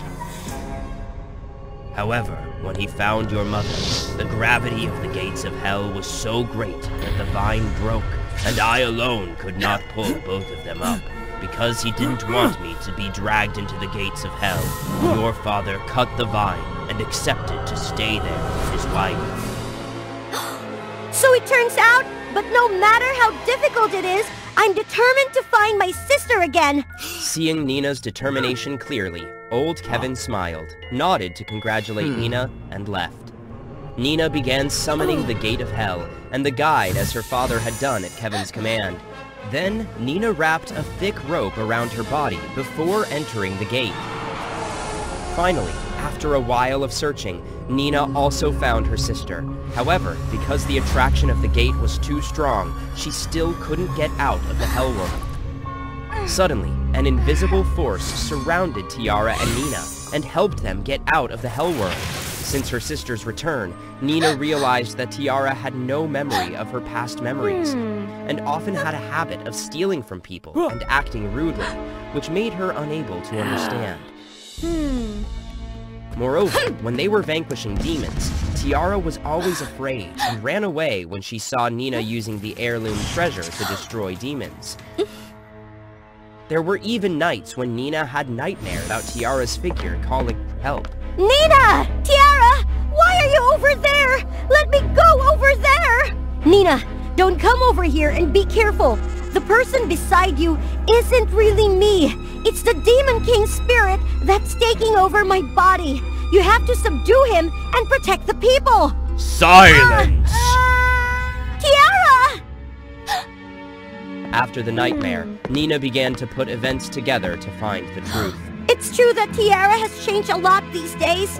Petty theft, rude behavior, and fear of magic scepter.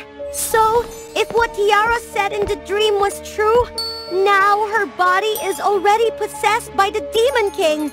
I have to summon the Gate of Hell to defeat the Demon King. But if I do that, Tiara will never be able to escape again because I used the only chance to save her that time. Nina thought for a long time. Through each nightmare, she understood that if she continued to let the Demon King take over Tiara's body, her sister would continue to suffer. Therefore, Nina finally decided to make a plan to take the Demon King's spirit in Tiara's body back to hell.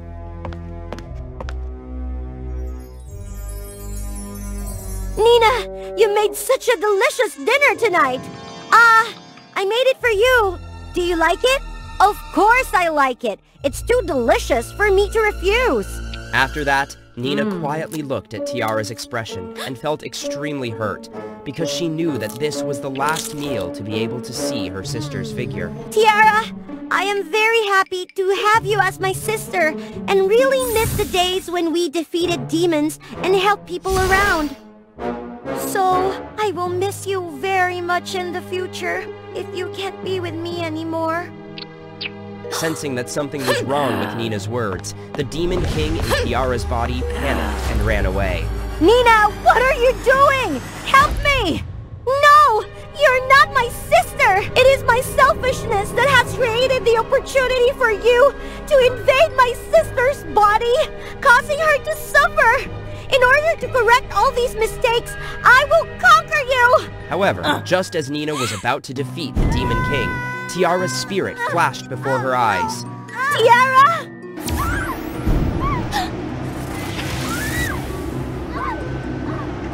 Oh, that's right. Originally, my spirit and your sister's always existed in this body.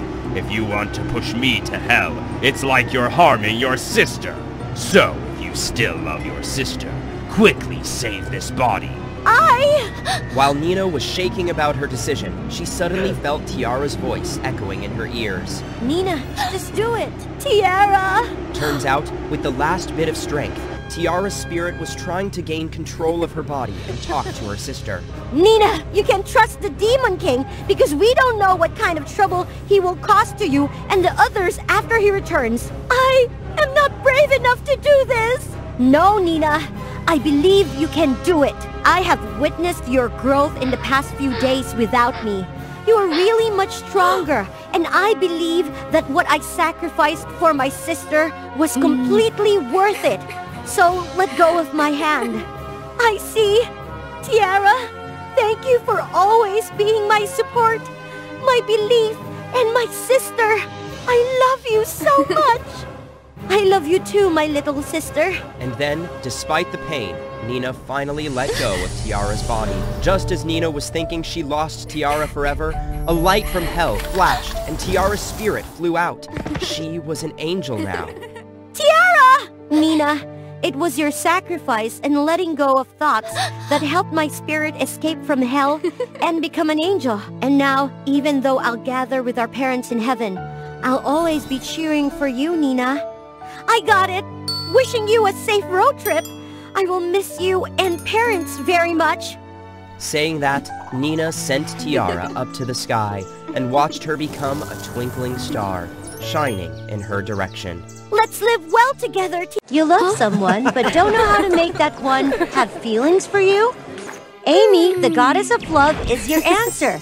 Just an arrow of love shot by me, and your love will surely be responded. Want to have a lover? Just subscribe to WOA Fairy Tales English for us to reach 1 million subscribers together. Then love will come to you immediately. Cyrus Mountain, the residence of the gods, is beautifully decorated on the love goddess's Valentine's Day. Congratulations on the day of our beloved love goddess, Amy. My God, that's great! Thank you all so much! Cheers! Congratulations on matching a new couple, my dear. They must be really happy and grateful to you now. It's my job. I've been doing this for so long, and I still don't understand why everyone needs love like that. Especially being a love goddess. But she didn't know what love was, because her love arrows only worked on humans, so she couldn't try them on herself. If love causes pain, then I don't need it. I love myself and I'm happy with what I have. Amy enjoys her celebratory drinks too much and flew through the cold, windy night in a tipsy state. The devils suddenly flew there and attacked her. It turned out she had unknowingly entered demon territory. Amy fought back fiercely. She could escape from the devils, but she was seriously wounded. She was exhausted as she landed in the nearby forest. then fainted. Waking up in an unfamiliar house, she saw a boy was taking care of her wounds. He was Tobias. Amy was so lucky that Tobias had found her and brought her home. You're awake. You're truly a goddess. It's miraculous. Thank you for taking care of me. It's nothing. Just take a rest.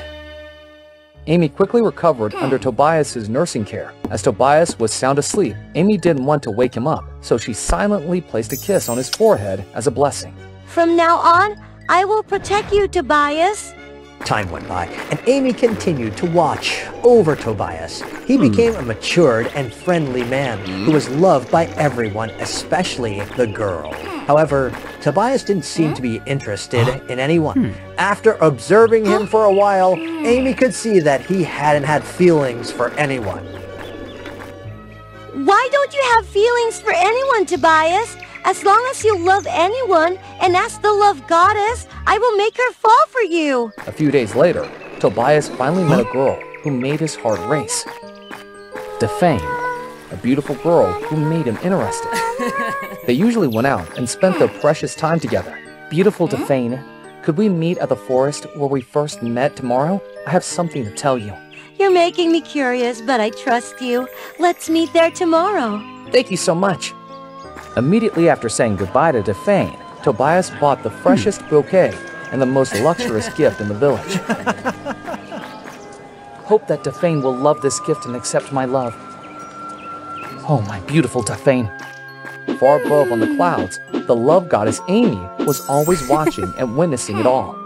Finally, this day has come. In the name of the love goddess, I will help you win the heart of that beautiful lady.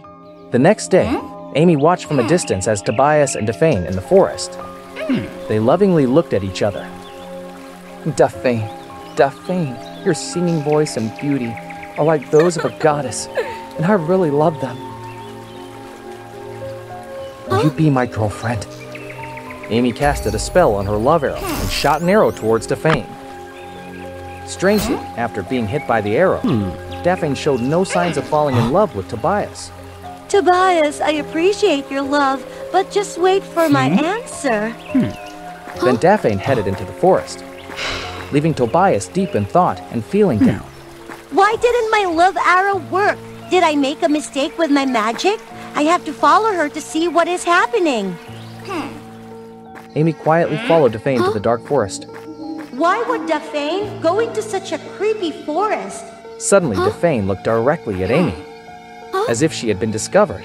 Before Amy could react, an unknown force shot towards her wings, and she fainted.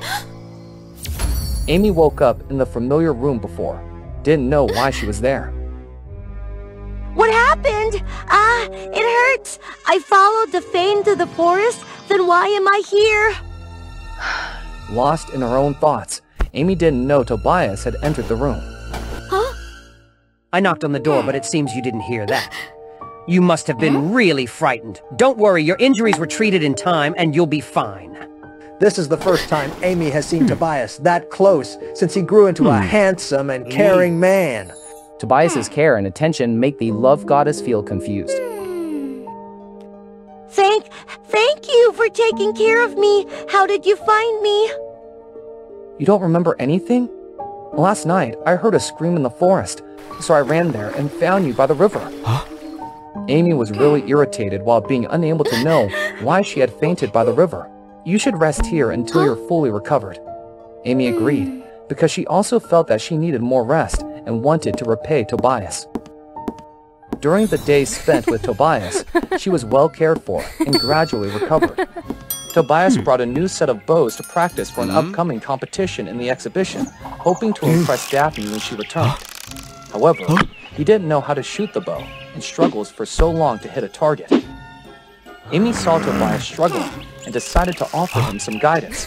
However, as a man, he felt embarrassed while receiving instruction from a girl. He ignored her advice, continued to miss his targets.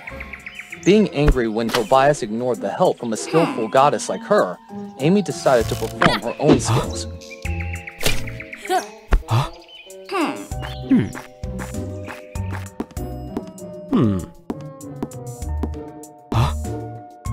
I'm sorry for this afternoon. Please continue to guide me. Amy was touched by his sincerity. Amy agreed to help him. They practiced diligently together, with Amy regaining her strength and Tobias finally hitting his target. He hugged Amy to celebrate. Tobias did it! I should return after the competition! However, Amy found a strange discomfort in her heart. What's this feeling? My heart races. Do I like Tobias? The day of competition finally arrived. Amy and Tobias together went to the exhibition and registered. As she glanced at the bulletin board, she saw a notice about mysterious disappearances of young men. She worriedly told Tobias. He immediately comforted her. The competition started with many skilled and handsome competitors. But with Amy, Tobias was the most handsome man. All efforts were repaid. When Tobias had defeated all the opponents easily, the prize-giving ceremony happened with the congratulations of everyone. From the crow, the one that no one had expected, Daphne rushed there to embrace Tobias, offering her congratulations. Seeing everything was fine, Amy silently left. She returned to her original form and flew back to her world. Where are you, Amy? This prize I want to share with you. Daphne is really angry after the competition, as she went back with Tobias, but he hadn't paid much attention to her. You look tired. My house is near here. Let's go there and take some rest. Tobias, feeling dejected and exhausted, agreed to Daphane's invitation. Being back to Cyrus, Amy missed Tobias, but she thought that he was being happy beside Daphne. Her heart broke. Seeing Amy come back in a bad mood, the other gods asked after her. Amy told them the whole story and her strange feeling. The gods couldn't hold their smiles while hearing it. Oh my goddess of love. That's the love girl. You love that guy. Turns out it's the love. Now I get it. What are you waiting for? Go see him. You're right. I have to go see him. But if Tobias is happy now with Daphne, I will silently protect their love. She went to his house, but couldn't see him. Where could Tobias be? I can't see Daphne either. Daphne? That's right. I was injured after following Daphne into the forest. I should try to find her. The forest where Daphne lived was so dark and scary. Amy felt a strange sense of familiarity, but she couldn't remember. The mysterious house gradually appeared in front of her eyes. She quickly and cautiously approached and looked through a window, but didn't see anyone. Suddenly, she heard voices and quickly hid beside the house. Looking, Tobias and Daphne walked towards the house. Amy's heart raced for Tobias. It's the place where Daphne lives. They're truly happy. Suddenly, Daphne used her magic, making Tobias faint. Seeing that, Amy shot an arrow towards Daphne, but she quickly dodged it. Daphne turned back to her witch form. Amy was so astonished that all of her memories came back. Daphne was a witch who used her voice to attract young men and absorb their life force to maintain her power. She's not human. That's why Amy's love arrow hadn't worked on her. That time, Daphne felt the arrow. Then she made up a reason to leave. Then, Amy was attacked by her and got seriously injured. She fought back fiercely. She managed to run away, but was eventually cornered at a waterfall, where Daphne attacked and Amy fell. Amy fiercely fought against the witch Daphne. Daphne gradually lost her power as the fight continued. She needed more life force as she aimed at Tobias. Realizing the witch's intentions, Amy quickly rushed to protect Tobias! Hearing his name, Tobias regained consciousness and saw the true forms of Daphne and Amy. He also saw Amy's injured wings, which reminded him of their shared memories and strong feelings. He also had the feelings for her. Tobias took Amy's bow and stood up. Seeing Tobias's courage, Amy transferred a bit of her goddess strength to him to defeat the witch. As the witch was weakened, he defeated the witch with an arrow filled with their profound love and the power of the goddess. Amy, are you alright? We won! Thank you for saving me. Be with me. I need you. I love you. I'm all right, Tobias. Thank you for the time with you. I love you. So, the love goddess finally understood what love was. Tobias became a demigod with Amy's power, and the two of them live happily together forever after. How was your day, my princess? Once upon a time, there lived a girl named Athena. Have you subscribed to the WOA Fairy Tales channel yet? What? Athena was a kind and beautiful student at the Royal School of Magic, but she was extremely insecure. She always thought of herself as weak and incompetent. Athena lived in seclusion, with few friends, poor academic results, and she never dared to step out of her safe zone. Being lonely, she often wandered alone in deserted places. One day, while exploring, Athena discovered two deer trapped in the wicked wizard's trap. Her kind heart couldn't ignore the situation. What? How could it be so easy? The trapped deer turned out to be a goddess. Athena had unknowingly rescued her and became her loyal servant. To show her gratitude, the goddess decided to give Athena Alice, my demonic servant's name. But how? So be it. I'm leaving now. Wait a moment! From that moment, Athena's life changed forever. She didn't want to be in this situation. Who wouldn't be afraid with a mischievous demon following them? Athena was too scared to talk about it or introduce Alice to anyone else. But gradually, Athena realized that the demon wasn't a bad person. Whenever she encountered trouble, Alice always came to her rescue without waiting for orders. The demonic servant tried his best to help Athena improve her magical abilities. What are you doing? It was easy to understand that little by little, Athena developed feelings for her servant. But no matter how she expressed her feelings, the detestable servant always rejected her. Why don't you understand, you fool? You humans won't live long. Alice had once loved Minerva, a human girl.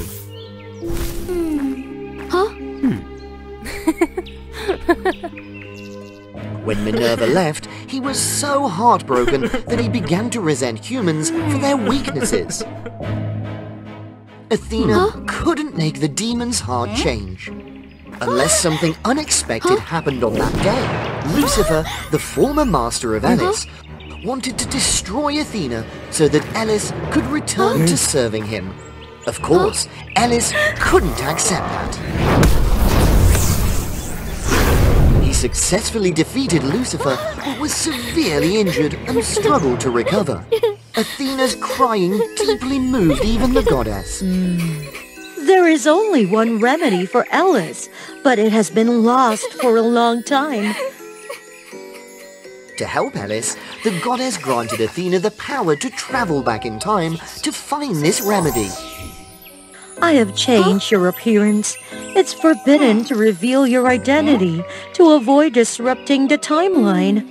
Find the temple of Lucifer. And so, Athena traveled back in time and began her journey to save the one she loved. After many days of searching, Athena finally arrived at the temple the goddess had mentioned. There, she easily found a container that she thought was the remedy. But our heroine was mistaken. It wasn't a medicine inside the container, but... Thank you, young girl. I am Alice, the demonic servant. I'm cursed to serve another forever. Lucifer, the current master imprisoned me in this jar for refusing to commit evil deeds for him. Lucifer's magic is weakening. You set me free. Now, you're the master. What's your name? Unable to reveal her true identity, Athena blurted out the first name that came to her mind. Minerva? It's Minerva. Once again, Athena, under the name of Minerva, became the master of the demon. Due to Ellis's weakness, Athena postponed her journey to take care of him. It goes without saying that Athena was extremely happy to be with her beloved. However, she had to maintain a cold demeanor to avoid altering the past. But sometimes, fate cannot be avoided. This man from the past was even more wonderful than the cold-hearted one in the future. Who could resist the handsome demon? Day after day, their love grew deeper, but Athena still kept her true identity hidden. You're all healed now, and it's time for me to leave to go far away. But why? Minerva? Why won't you tell me the reason? I will return to you one day. I promise. Knowing that she couldn't be stopped, the demon reluctantly let her go. But he was determined to help Athena one last time on their journey to find the cure. Lucifer has many temples. He keeps the remedy you seek here. Be careful.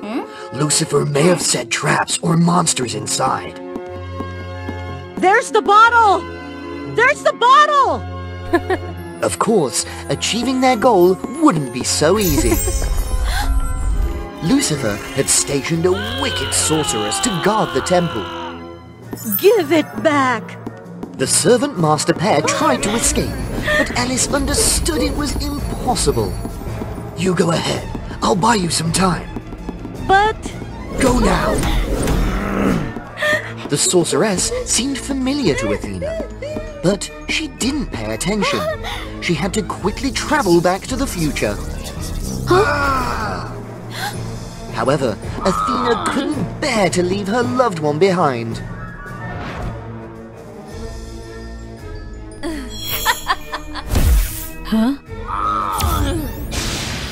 Unfortunately, a young girl like Athena was no match for the wicked sorceress, a henchwoman of the demon lord Lucifer. Sadly, our poor girl suffered a fatal blow and couldn't survive. With her last bit of strength, she desperately tried to send the medicine back to the future. Luckily, just before Athena faced danger, Alice woke up and defeated the sorceress. Athena couldn't believe that the sorceress was someone she knew.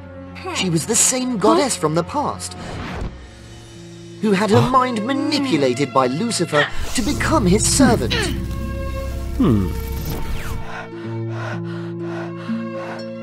I'm sorry. It's too late. No, Minerva, don't leave me. Minerva? That's it! Goddess, I give you Ellis.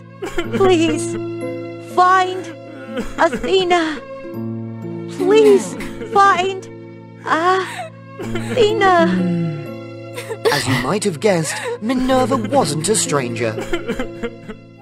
So I was... gone?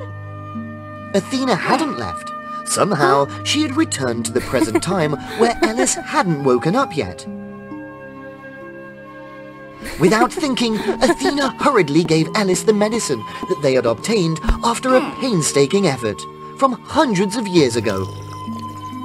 The medicine not only healed Lucifer's magic, but also turned Alice into a human.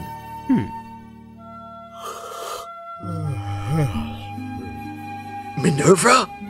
Now Athena realized that she was still trapped in Minerva's identity. I was right. From the very first time she saw Athena, the goddess knew she was Minerva.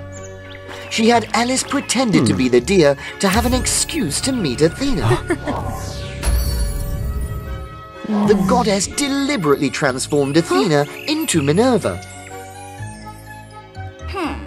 I also cast a protection spell to send you back here when you were hit by my attack. I have repaid my debt to you. It's time for me to leave. Farewell.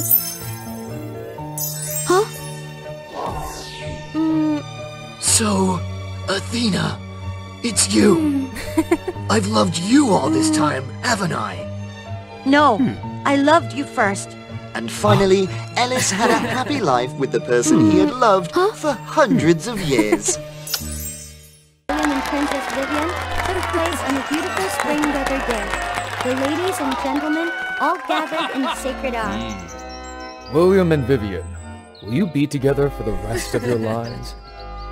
I protest! Huh? Oh, nothing. Don't be afraid. I protested because I wanted to say one more congratulations to that bride, who was an old best friend anyway.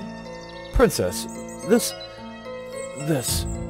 My dear friend, hope you two will be happy just one day.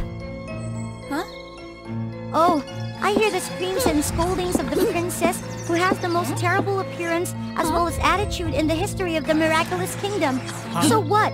These words I've learned by my heart. The fiancé married my best friend? Well, I thought there was nothing more embarrassing than that. Until I met him, the cavalier Duncan, who was rewarded by the king for his great feat. Along with the gold, silver, and treasures, he got the glory of his life. And yet, he dares to deny me in front of all the guests? Again, I heard the mocking noise of me, the one who is abandoned. They think it's natural to be denied for being an ugly person. What have I done wrong? I don't want myself to be so ugly. Beyond the confines of endurance and the rumors that witches are evil and treacherous, I still come looking for her. Oh, the mighty witch, grant me the ability to make any man in the world be enchanted and miserable for me. Spell love? Exciting! It's not impossible, it's just limited magic. It can't affect true love, princess. I don't need true love anymore. Hold on. You don't need it. He'll show up sooner or later. When you meet him, you have to make him agree to marry you for 14 days. Otherwise... I know. What is the catch? I don't need gold or treasures. If you can't complete the mission, you will turn into a beast forever, guarding my bell towers, so... This game is too risky. I understand. But when I remembered the ironic laughter I've had, I gave up. Besides, if he was my faithful lover, 14 days would be enough for me to make him be mine. As soon as I left the witch's tower, the effect of spell love was very versatile. All the men I met, they were quickly sucked away. At first I enjoyed it very much. Too bad, after just a few days, I'm getting bored with those pesky people. What we really need is not a lot of people who love us with empty spells, but someone who loves us truly. And the day also comes, the day I meet the only one unaffected by spell love. Why you? It's crazy! Why can't it be me? But how? If I wasn't afraid to turn into a bell tower beast, I'd be ignoring someone like him, but... Alright, I'm scared.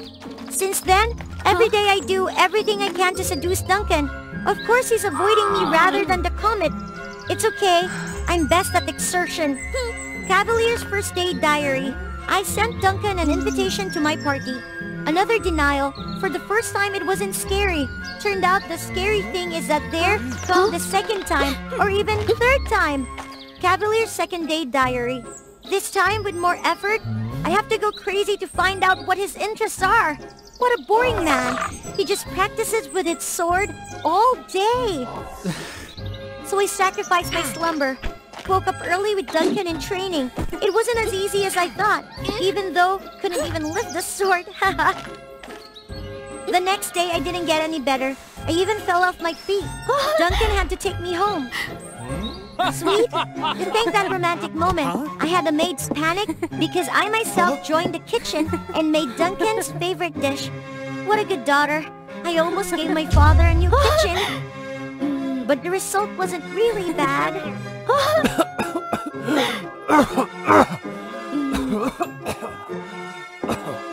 No, not so bad. I realized that at the beginning, I was only do everything perfunctorily. Gradually, I seemed to be really interested in pursuing Duncan. It's weird when I follow the plan. I really put my mind into it, even it's not a task to me. In the end, I was the one who has a crush on him. In the end of the 14th day, I bet my last chance to once again ask Duncan to my party. Don't say anything. Just decide to come or not. That day, if you don't show up, I'll announce my engagement to someone else at the party. If you come, I will throw away all my pride to confess it to you. Why always men go first? This time, I'll take the initiative. I just want you come. God, you didn't even give me that chance. I was waiting, and waiting at the party. Like forever. When the guests started to leave and the clock chimed at midnight, I gradually turned into a beast with my heart broken. Witnessing this scene, people were scared, chased away, even used torches, arms to attack me. No, please! I will not hurt anyone, please! When I was panicked and ran to the witch's bell tower, I saw Duncan. He was late. There were traces of fighting on his body. I wanted to ask him what happened. Why did he treat me like that? However, it was too late. Duncan persisted in pursuing me, but I resisted seeing him. Jean, it's me. Please open the door. No, go away! I've become an ugly beast, much uglier than I was before. I can't see anyone in this world anymore, especially you. Did you always accuse me of not being pretty? I never hate you because you weren't beautiful. Jean, I have my own misery.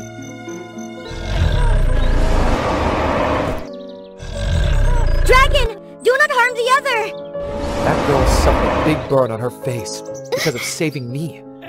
So I vowed my whole life to make up for her. But after that day, I couldn't find any clues about her. Then, I also had to hurry to train and conquer. Until now, I had a chance to return to the capital. I rejected you by reason of my responsibility to the benefactor, not because you are not beautiful.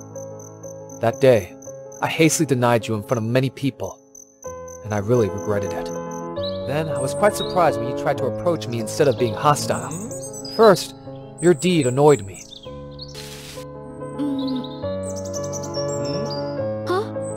I didn't know when everything from you that really touched me, the rejection in my hand gradually dissipated.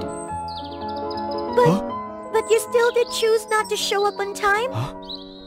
Before I went to the party, the witch had sent me a letter. I wrote that if I went to the forest, she would tell me who saved me.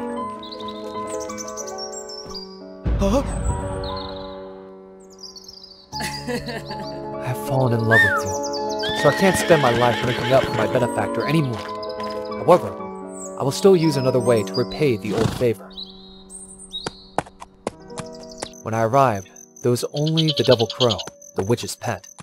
It held back, made me late, broke my promise to you.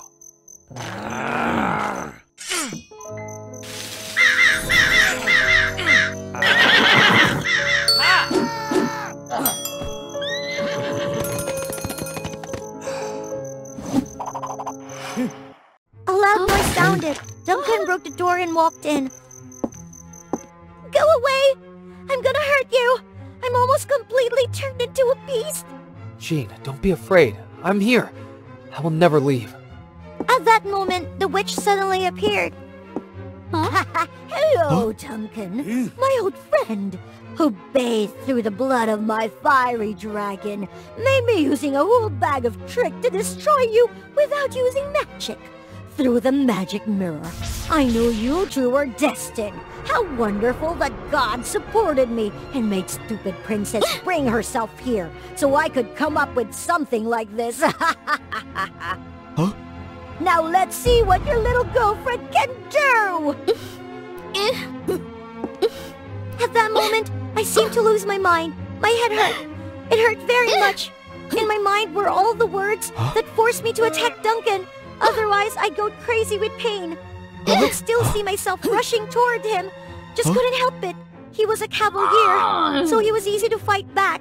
But no, Duncan was definitely just avoiding me and not trying to hurt me. I clearly saw the arm was raising, just wanting to lower it to take the life of someone we love. Jean, I'm sorry. I didn't recognize you sooner. I love you. Ah! The emotion made my bestiality lessen. Taking the opportunity, Duncan snapped the knife in my hand and charged towards the witch. By the time the pain was completely gone, I woke up and Duncan was already with me. Duncan, are you alright? Witch, where's the witch? It's alright. Huh? I destroyed her. Ow, my face! Don't look! Jean, you must have heard a lot, right? I love you no matter what you become. Whatever you look like. To prove his words, he gently placed a warm kiss on top of my ugly wound. Duncan recounted that the burn formed by the magical fire was now completely gone just after a flash. When I told him where the burn came from, and both strung up everything, it turned out that the girl Duncan's been looking for was me. Cool, huh? Best of both worlds. I can give grace and be with the person I love the most. Yeah, it seemed like I finally got to go to my own wedding. I'm so happy. In a forgotten era, there lived a kingdom which was never lack of food, and the people there could live a comfortable life without having to work. There was so much food that it could be traded with neighboring countries, bringing wealth to the kingdom. A ticket to the kingdom for anyone who subscribes to the WOA Fairy Tales channel. The ship will depart as soon as 1 million people subscribe. All of this was thanks to the efforts of King Zemis, the one who possessed a powerful chest that created endless food for everyone. Thanks to the noble kings in East, who helped the goddess Amalthea in difficult times, we now live so comfortably. But one day, the magical chest lost its power, and no food appeared. Where's all the food gone? King Zemis, who was enjoying a life of luxury, couldn't bear the scarcity. People, from now on, everyone must work for me, and all their wealth must be handed over to my palace. Those who do not obey will be severely punished. From a kingdom where people only had to enjoy life, now everyone had to work much harder, and illnesses became more and more popular.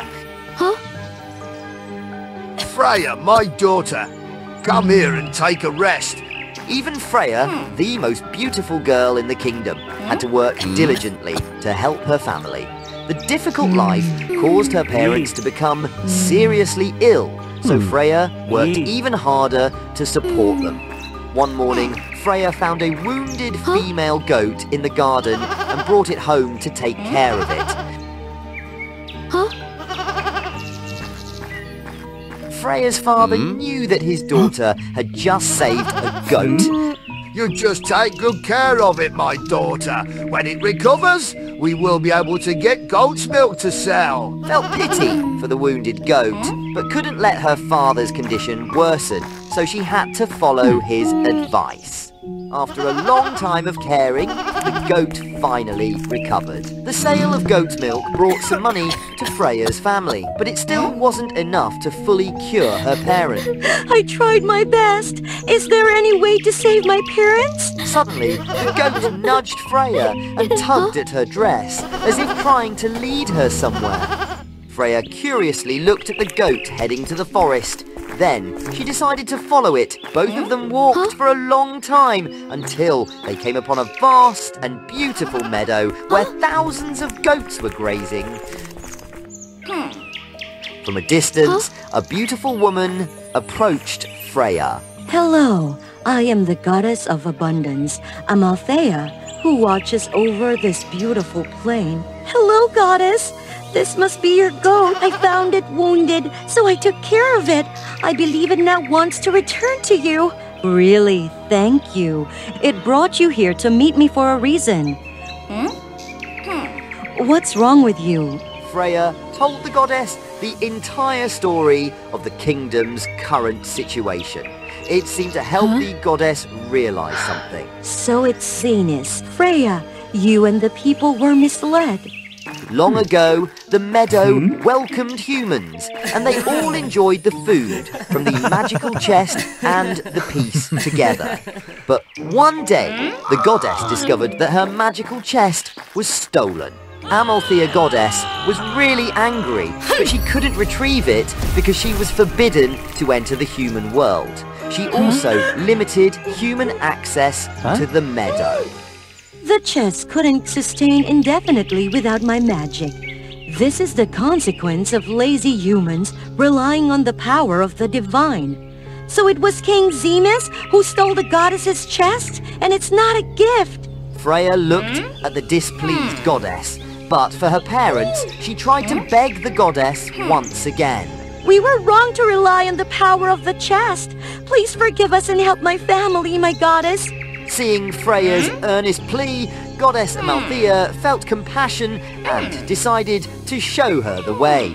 All right, because you also saved my goat. Follow my instructions. If you want to save your parents, bring the magical chest to me, and I will provide the medicine for your family. Freya thanked the goddess and was transported back to the kingdom. She immediately went to King Zemis's castle, trying to find a way to sneak inside. Suddenly, Freya accidentally bumped into a nobleman. Startled, she tried to run away, but she was caught immediately. Who are you? And why are you sneaking around here? Freya felt that this person was not ordinary, so she remained silent, fearing she might be discovered stealing the chest. I am Prince Brian. If you don't speak quickly, I'll have you arrested and punished. Freya was in a hurry to retrieve the medicine for her parents, so she told Prince Brian the truth about the magical chest and the task given to her by Goddess Amalthea. Brian was shocked by the revelation about his father. He had witnessed the hardship and suffering of the people because of his father's greed over the past few days. Let me help you find the chest. I want to free the people from this hunger and poverty. Brian believed that Freya sneaking into the castle was dangerous, and she could easily be suspected due to her appearance. So he took her to a free merchant beauty salon to help her change her appearance. Although Freya was already beautiful, her new glamorous attire made her even more radiant. Despite their different social backgrounds, Brian's politeness and refinement made a deep impression on Freya. After the transformation, Brian took Freya back to the castle and introduced her to King Zemis as his fiancée. King Zemis was pleased to see Freya and was delighted that his eldest son had found someone to love. He agreed to hold a wedding for them on a suitable day. Freya, stay here and rest for a few days. Brian, arrange accommodations for your fiancé. Brian and Freya thanked King Zemis. Both were waiting for the right time to retrieve the chest. One night, Brian took Freya to a small room next to King Zemis's bedroom. The magical chest, which had once created endless food, was now an empty container sitting silently in the room. When Freya lifted the chest, a strange noise rang out, startling both of them. A hidden secret room behind a wardrobe was revealed. The two entered the secret chamber and discovered the missing queen who had disappeared years ago, lying quietly in a corner. Queen! Why are you here? Brian's exclamation alarmed King Zemis, who quickly woke up and rushed to the adjacent room to see what was happening. Who's there? Freya heard King Zemis and hurriedly pulled Brian away before they could be caught. King Zemis, unable to see clearly who had just run past, ordered his guards to capture the suspected intruders and then proceeded to inspect the secret room. Capture those two immediately! King Zemis felt relieved when he saw that the queen was still there, but next to her was a necklace that belonged to Brian. He realized that Prince Brian had discovered the truth and had hurriedly went find him. Freya led Brian into the forest in an attempt to find the meadow of Goddess Amalthea, but couldn't remember the path to get there. King Zemis pursued them, calling Brian's name and running as fast as he could. Suddenly, a strange light enveloped Freya, Brian, and King Zemis, transporting them to a different realm. Goddess Amalthea brought all three of them to her meadow. Freya quickly returned the magical chest to its owner. After being returned to its owner, the chest immediately restored its magic, causing food to be produced again. Suddenly, King Zemis rushed toward the goddess, attempting to seize the chest from her. Brian was so surprised, but he tried to rush there to stop his father from making a big mistake. Brian, release me! I need the chest to save your mom! It turned out that due to her inherent weakness, the Queen fell into a deep sleep after giving birth to healthy Brian. Zemis loved his wife deeply and spent all his wealth by exporting food to bring doctors from far and wide to cure her, but with no success. Not wanting Brian to blame himself for causing the Queen's illness, King Zemis concealed the truth about her condition. When he saw Brian distracted, he tried to escape, but Goddess Amalthea easily used her powers to take the chest from him. Freya witnessed the entire situation and felt empathy for King Zemis and Prince Brian. Honorable Goddess Amalthea, please save my kingdom this time. We promise to work diligently and earn our living by our own efforts. Seeing that they had all learned a valuable lesson, Goddess Amalthea agreed to help those pitiful people. Freya, this is my promise to you. Thank you for your help. And King Zemis, you have committed a great offense against me.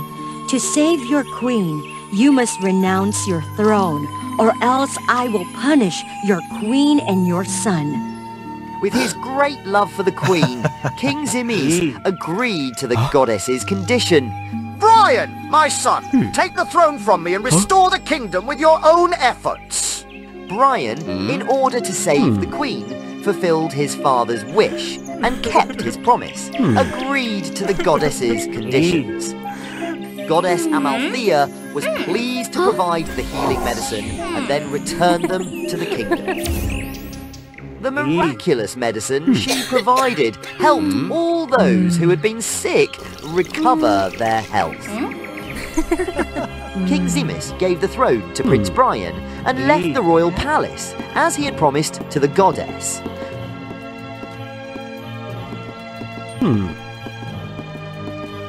Brian became the king and married Freya. Together, they cared for their citizens, providing them with a happy and abundant life. From then on, the kingdom celebrated an annual festival in honor of Goddess Amalthea for saving their kingdom and praying for bountiful harvests. Is the wedding truly the perfect ending of love? It could be true if you're reading a fairy tale. After going through many ups and downs, in the end, the princess and the prince will live happily ever after, and the curtain falls.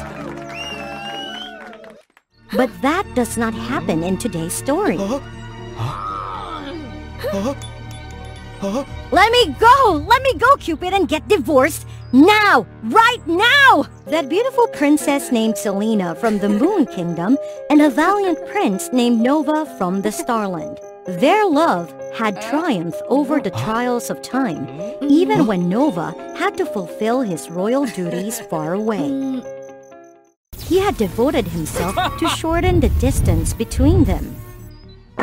Well done, Nova! Congratulations on completing your duty!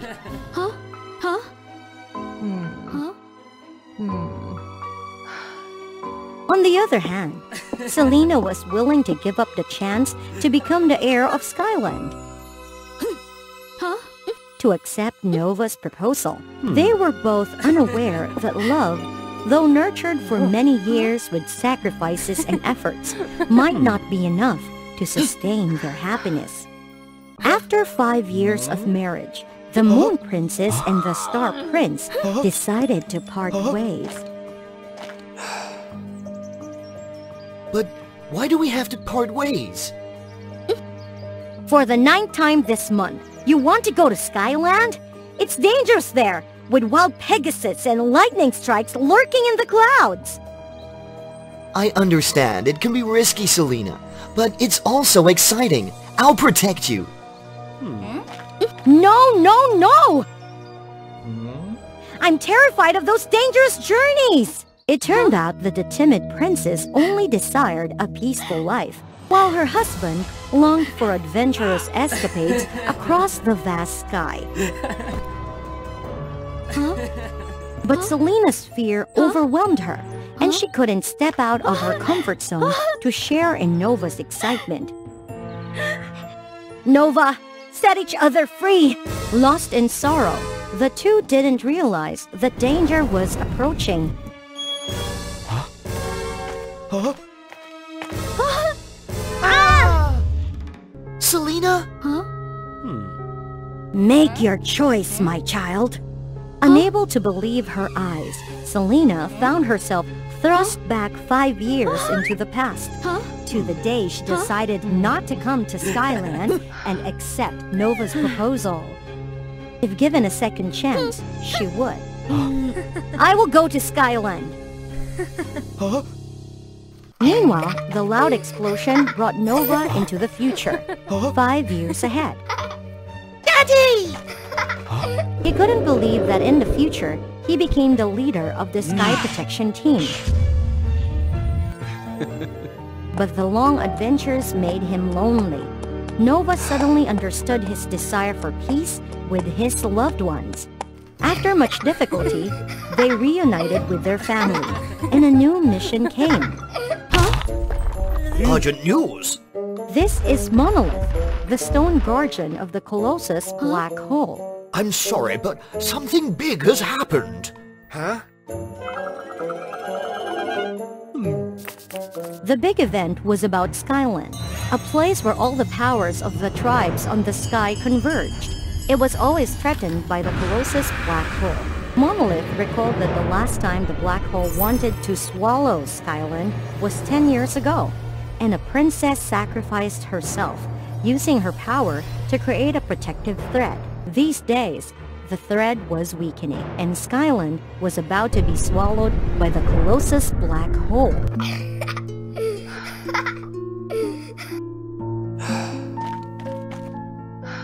We'll go to Skyland. Though she had been here for a few days, Selena the Moon Princess hesitated and only roamed around the Moon Island, where the power of her homeland was hidden, chasing after the one light. Suddenly, a meteor shower came from nowhere. No! Selena, I've heard a lot about you. I'm Monolith. Monolith enthusiastically wanted to take her around Skyland, but the timid princess was not willing. No. Come on, not everyone can come here. Those words made Selena think of Nova. One day, I will come to Skyland. Suddenly, she also wanted to experience the adventure that her husband always desired. It turned out that the large Pegasus were not fierce.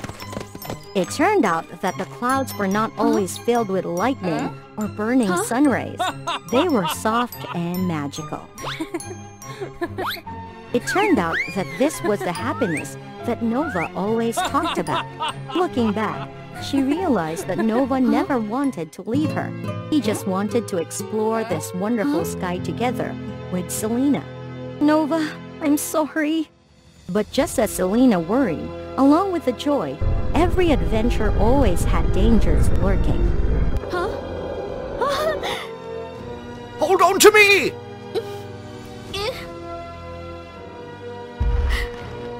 What's happening?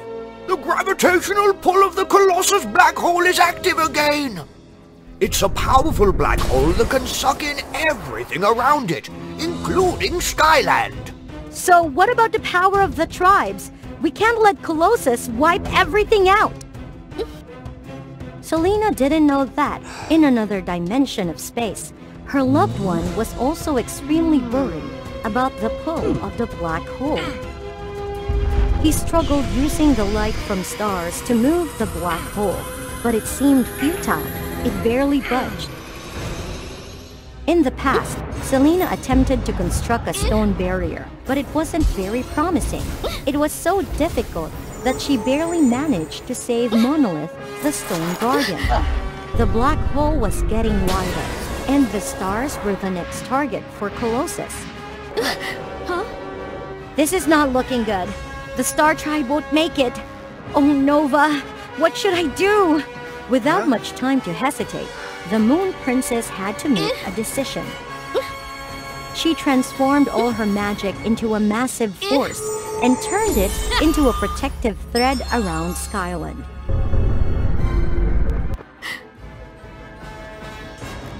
Nova, I love you.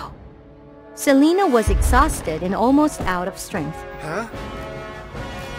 Tell Nova I picked up this gemstone from Skyland to give to him. I'm sorry for everything. Finally, Skyland was peaceful again. But in the future, the Colossus black hole continued to release violent storms, like monsters ready to swallow everything. Its current prey was the power of the moon. This worried Nova greatly. Selena?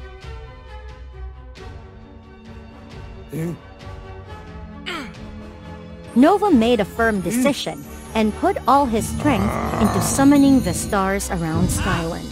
By his command, they gathered together and formed a prison surrounding the black hole.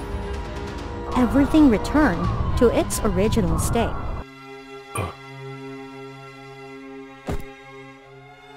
Bring this to my wife. Tell her I love her. I'm sorry. Thus, in the two dimensions of space, the Moon Princess and the Star Prince disappeared in the suffering of the Stone Man monolith. What a wonderful love story! It turned out that Monolith had collaborated with Cupid. Cupid didn't want to witness the young couple parting in regret. So together, with the god of time Kronos, the dream god Morpheus, and the Stone Man Monolith, they created a perfect plan. Kronos brought Selena back to the past to try to set foot on the interesting places she missed. On the other hand, Morpheus wove a dream for Nova's soul to live in.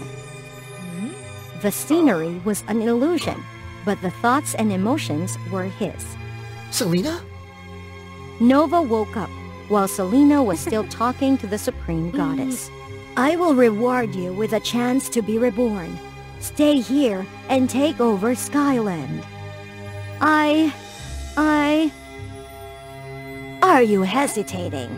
Aren't you always scared of the dangers that lurk outside?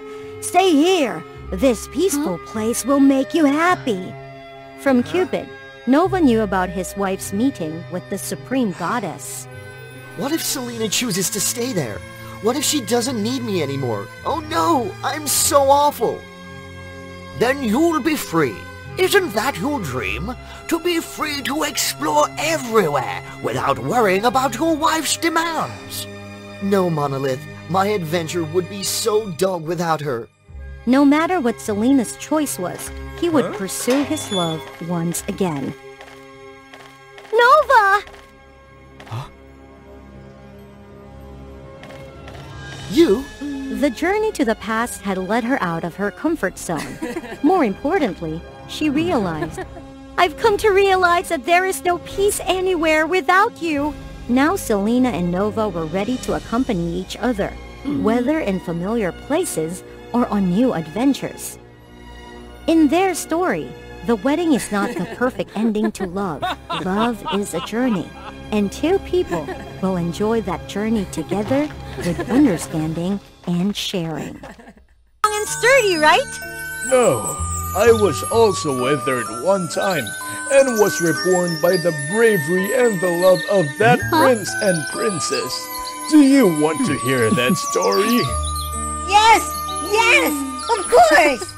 Once upon a time, from the creation of Earth, an old tree of life appeared, established a shield to protect mankind from dark forces.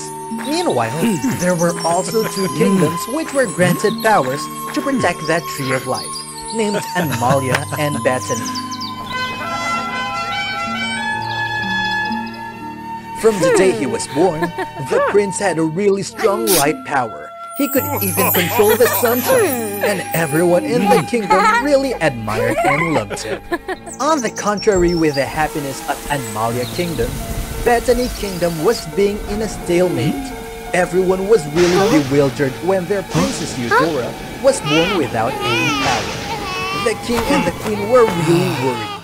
Then, when Princess Eudora turned 18, they decided to send her to the Magic Academy, hoping that it could awake the power inside of her. No, I don't want to go there to study. I want to be with you. No, You have to go there. You're now matured. You should practice hard to care for the future of this kingdom. Your father is right. Just go there to study and practice. You will soon be an excellent girl. Then everyone will all admire you. If so, I will listen to you. I will try my best to make you all proud and make everyone admire me. Princess Eudora listened to her parents and set out to the Magic Academy. When she got there, Princess Eudora met Prince Apollinaris. Hello, I'm Eudora, the Princess of Bethany Kingdom. Nice to meet you. But Prince Apollinaris ignored her friendliness. That made Princess Eudora really disappointed. Even when they practiced, the prince also did it alone without caring about anyone. How could he be so arrogant with his power like that? No one wants to be his friend. Just live alone like that for the rest of your life.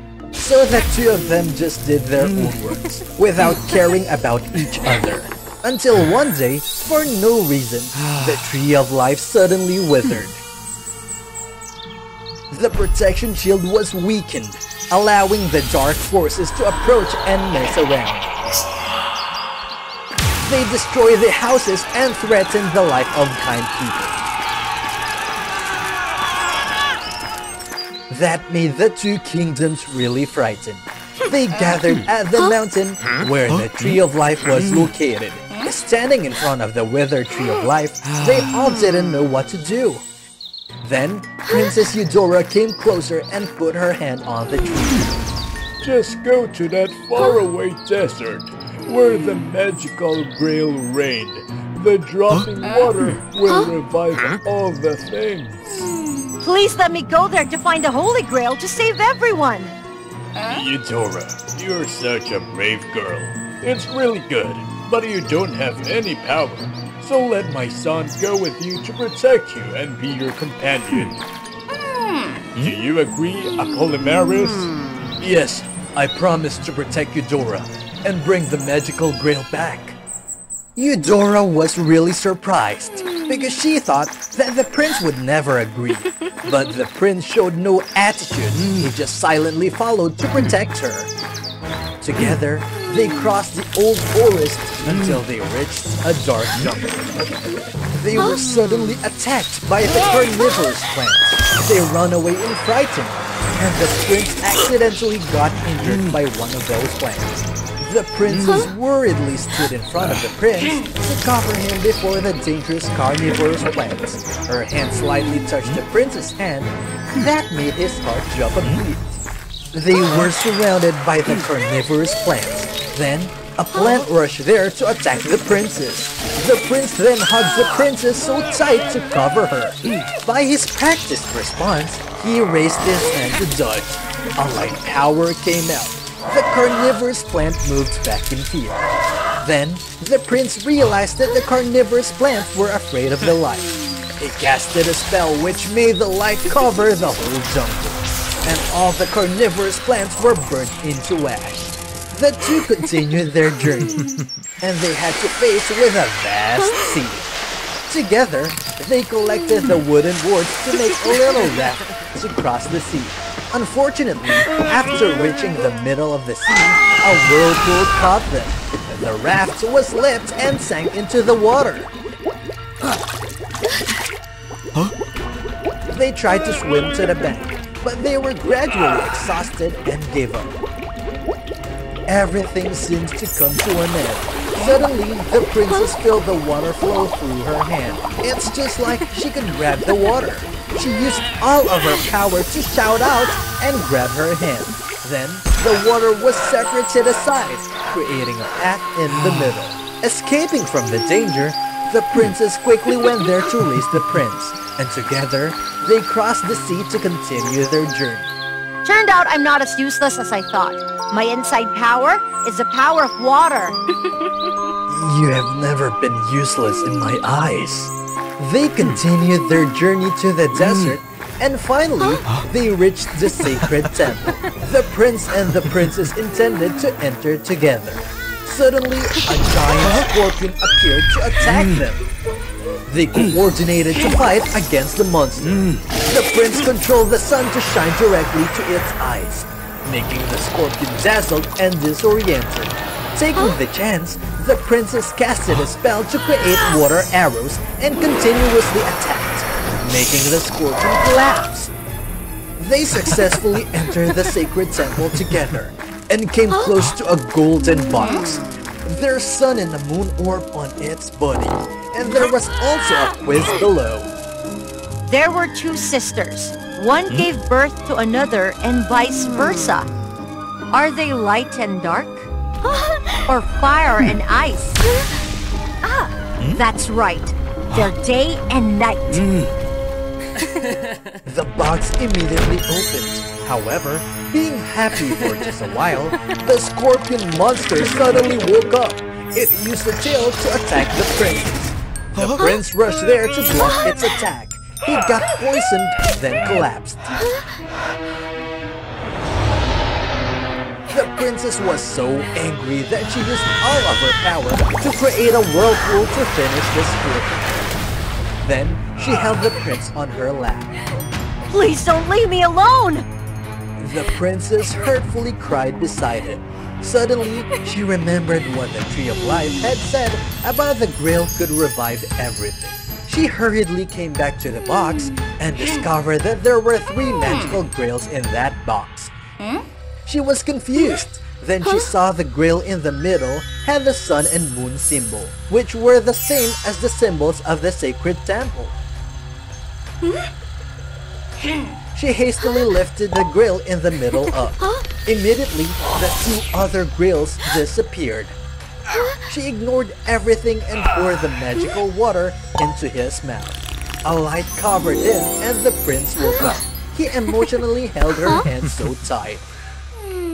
Miraculously, when they touched each other's hand and together touched the grail, the water inside was full again. Together, they brought the magical grail back to water the Tree of Life.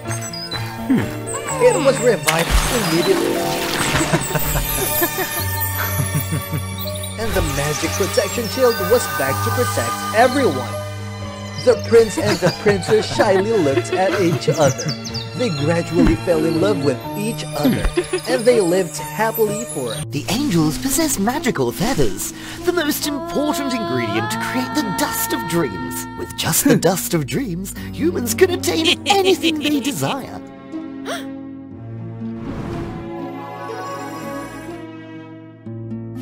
Today, I must capture an angel and not make any mistakes. This time, Sarah won't escape my grasp. Why is the angel Sarah being pursued? Why do humans need the dust of dreams? Stay tuned and subscribe to WOA Fairy Tales to find out more. Today's story takes place in the Evergreen Kingdom. Contrary to its name, the ecosystem here has suffered severe pollution. Humans only focus on logging and hunting mythical creatures. Unable to bear the terrible living conditions, the people of Evergreen Kingdom retreat into beautiful dreams. Well, only those who can afford it can buy the dust of dreams. Our main character is the angel Sarah. Her kind is frequently hunted by humans. Humans covet Sarah's wings because they are the only thing that can help humans escape reality. The hunter is brimming with confidence. Today, he won't return empty-handed. But lucky for Angel Sarah, she avoids a dangerous lightning bolt by stumbling upon a hidden rock. When the hunter Jeopard arrives at the scene, he instinctively pauses. Before him lies the wasteland of an ancient relic, even with prey right in front of him. The Jeopard doesn't dare to trespass into this difficult-to-enter place. The wasteland of the ancient relic used to be a lush, fertile land where humans, angels, and mythical creatures lived peacefully. Under human devastation, the once peaceful land now consists of endless sand dunes, toxic waste rivers, and mutated forests. Help! Someone, please help me! Angel Sarah spots a one-horned unicorn trapped in a magical snare and unable to move. This snare is one of the souvenirs that humans left behind in the wasteland before departing. While observing, Sarah notices that this one-horned unicorn is special. His horn is broken. Only when she's sure there's no one around does Sarah approach to dispel the magical snare, freeing the injured unicorn. Sarah was about to leave immediately, but the unicorn didn't like that. "Let me go!" No? "Please, let me go, or you will be harmed!" Sarah always felt alone because she was constantly hunted, and anyone who befriended her suffered consequences. I want to go with you. Sarah is completely surprised. Angel Sarah has broken wings, and Sparkly, the one-horned unicorn, has a broken horn. In this wasteland, they are safer together. Plus, if Sparkly can find his horn, he can help heal Sarah's broken wings. Angel Sarah realizes that Sparkly, the one-horned unicorn, often has nightmares. She uses her magic to enter Sparkly's dreams. Here, she realizes that Sparkly is just like her. He is hunted by humans too. And he is also lonely. Understanding Sparkly's plight, Sarah embraces him and dispels his nightmares. For the first time in a long while, both Sarah and Sparkly have a peaceful sleep, but unfortunately... Today's my lucky day! The hunter Jeopard has caught up to the two of them. This time, he has brought a magical binding rope and quickly captures Sarah and Sparkly. Suddenly, there's a strange noise in the forest. Behind the trees, pairs of eyes are watching the hunter. Suddenly, some monsters appear. They overpower Jeopard, rescuing Sarah and Sparkly. When Sarah and Sparkly wake up, they find themselves on a strange island. The monsters are approaching, making Sarah and Sparkly fear for being harmed. It turns out these monsters are one-eyed octopus, peacock, and green snakes. These mythical creatures are descendants of the ancient relic's inhabitants. Initially, they were just octopuses, fish, or gentle snakes. But to adapt to the toxic environment, they had to evolve. These creatures teach Sarah and Sparkly how to survive in the wasteland. The octopuses can purify dirty water into clean water. The peacock can use their tails as air purifiers. The green snakes can turn venom into sweet nectar for nutrition. While Sarah and Sparkly are enjoying getting to know their new friends, the hunter Jeopard are facing hardships. He had run out of water. If you can't catch the angel, don't bother coming back! Will Jeopard the hunter survive this crisis? Sometimes, villains get lucky. Jeopard is rescued by a stranger. This person is Azor, a hunter specialized in the wasteland. Azor is the one who took Sparkly the one-horned unicorn's horn. Fate brings them together, and the two hunters decide to cooperate. The two hunters, Jeopard and Azor, quickly find Sarah, Sparkly, and the group of friends. They launch a surprise attack, leaving everyone defenseless. Sparkly saves Sarah, but is quickly recaptured. Sarah and her three animal friends are forced to flee.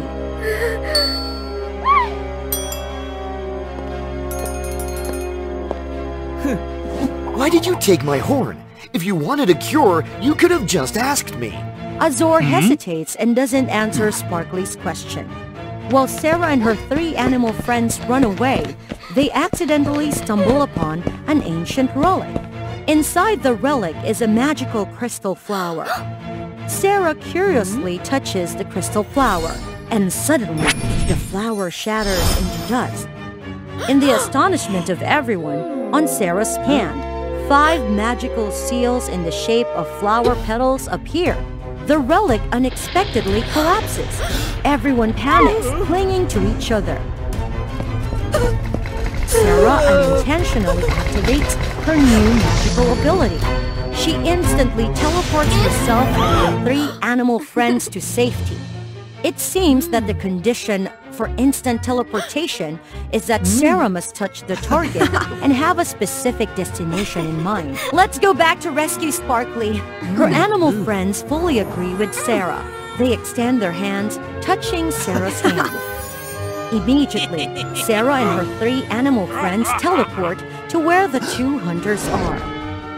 This time, the group easily defeats the 2 hunters. Sarah has the power of instant teleportation and is no longer afraid of the Gepard's lightning. Her animal friends are skilled in the terrain.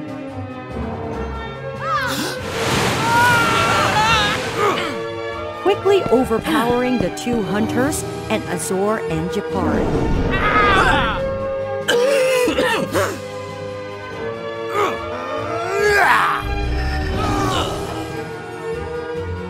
The group rescues Sparkly and regains his horn.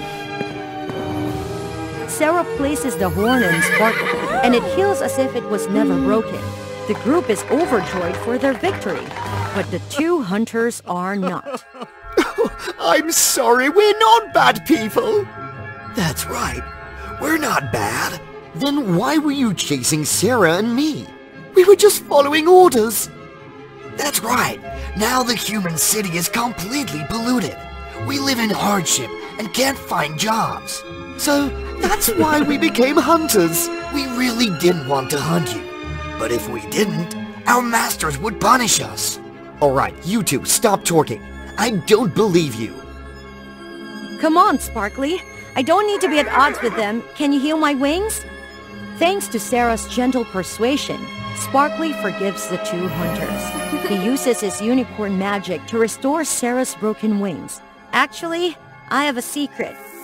Suddenly, a huge burst of magical energy emanates from Sarah's wings, transforming the entire wasteland of the ancient relic. Trees grow lush and abundant, blooming with sweet fruit. The polluted rivers are cleansed and become clear and pure. Finally, a magical barrier is erected. From now on, no evil can trespass here anymore.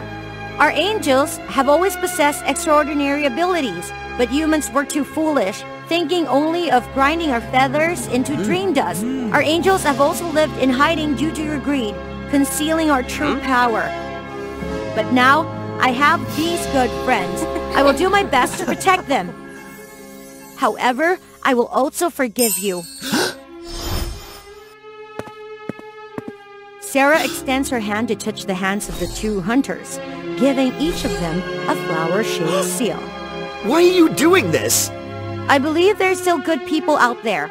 Come back here when you've learned to appreciate the beauty of nature. The 2 hunters, Gepard and Azor, quickly depart. Sarah, Sparkly, and their animal friends live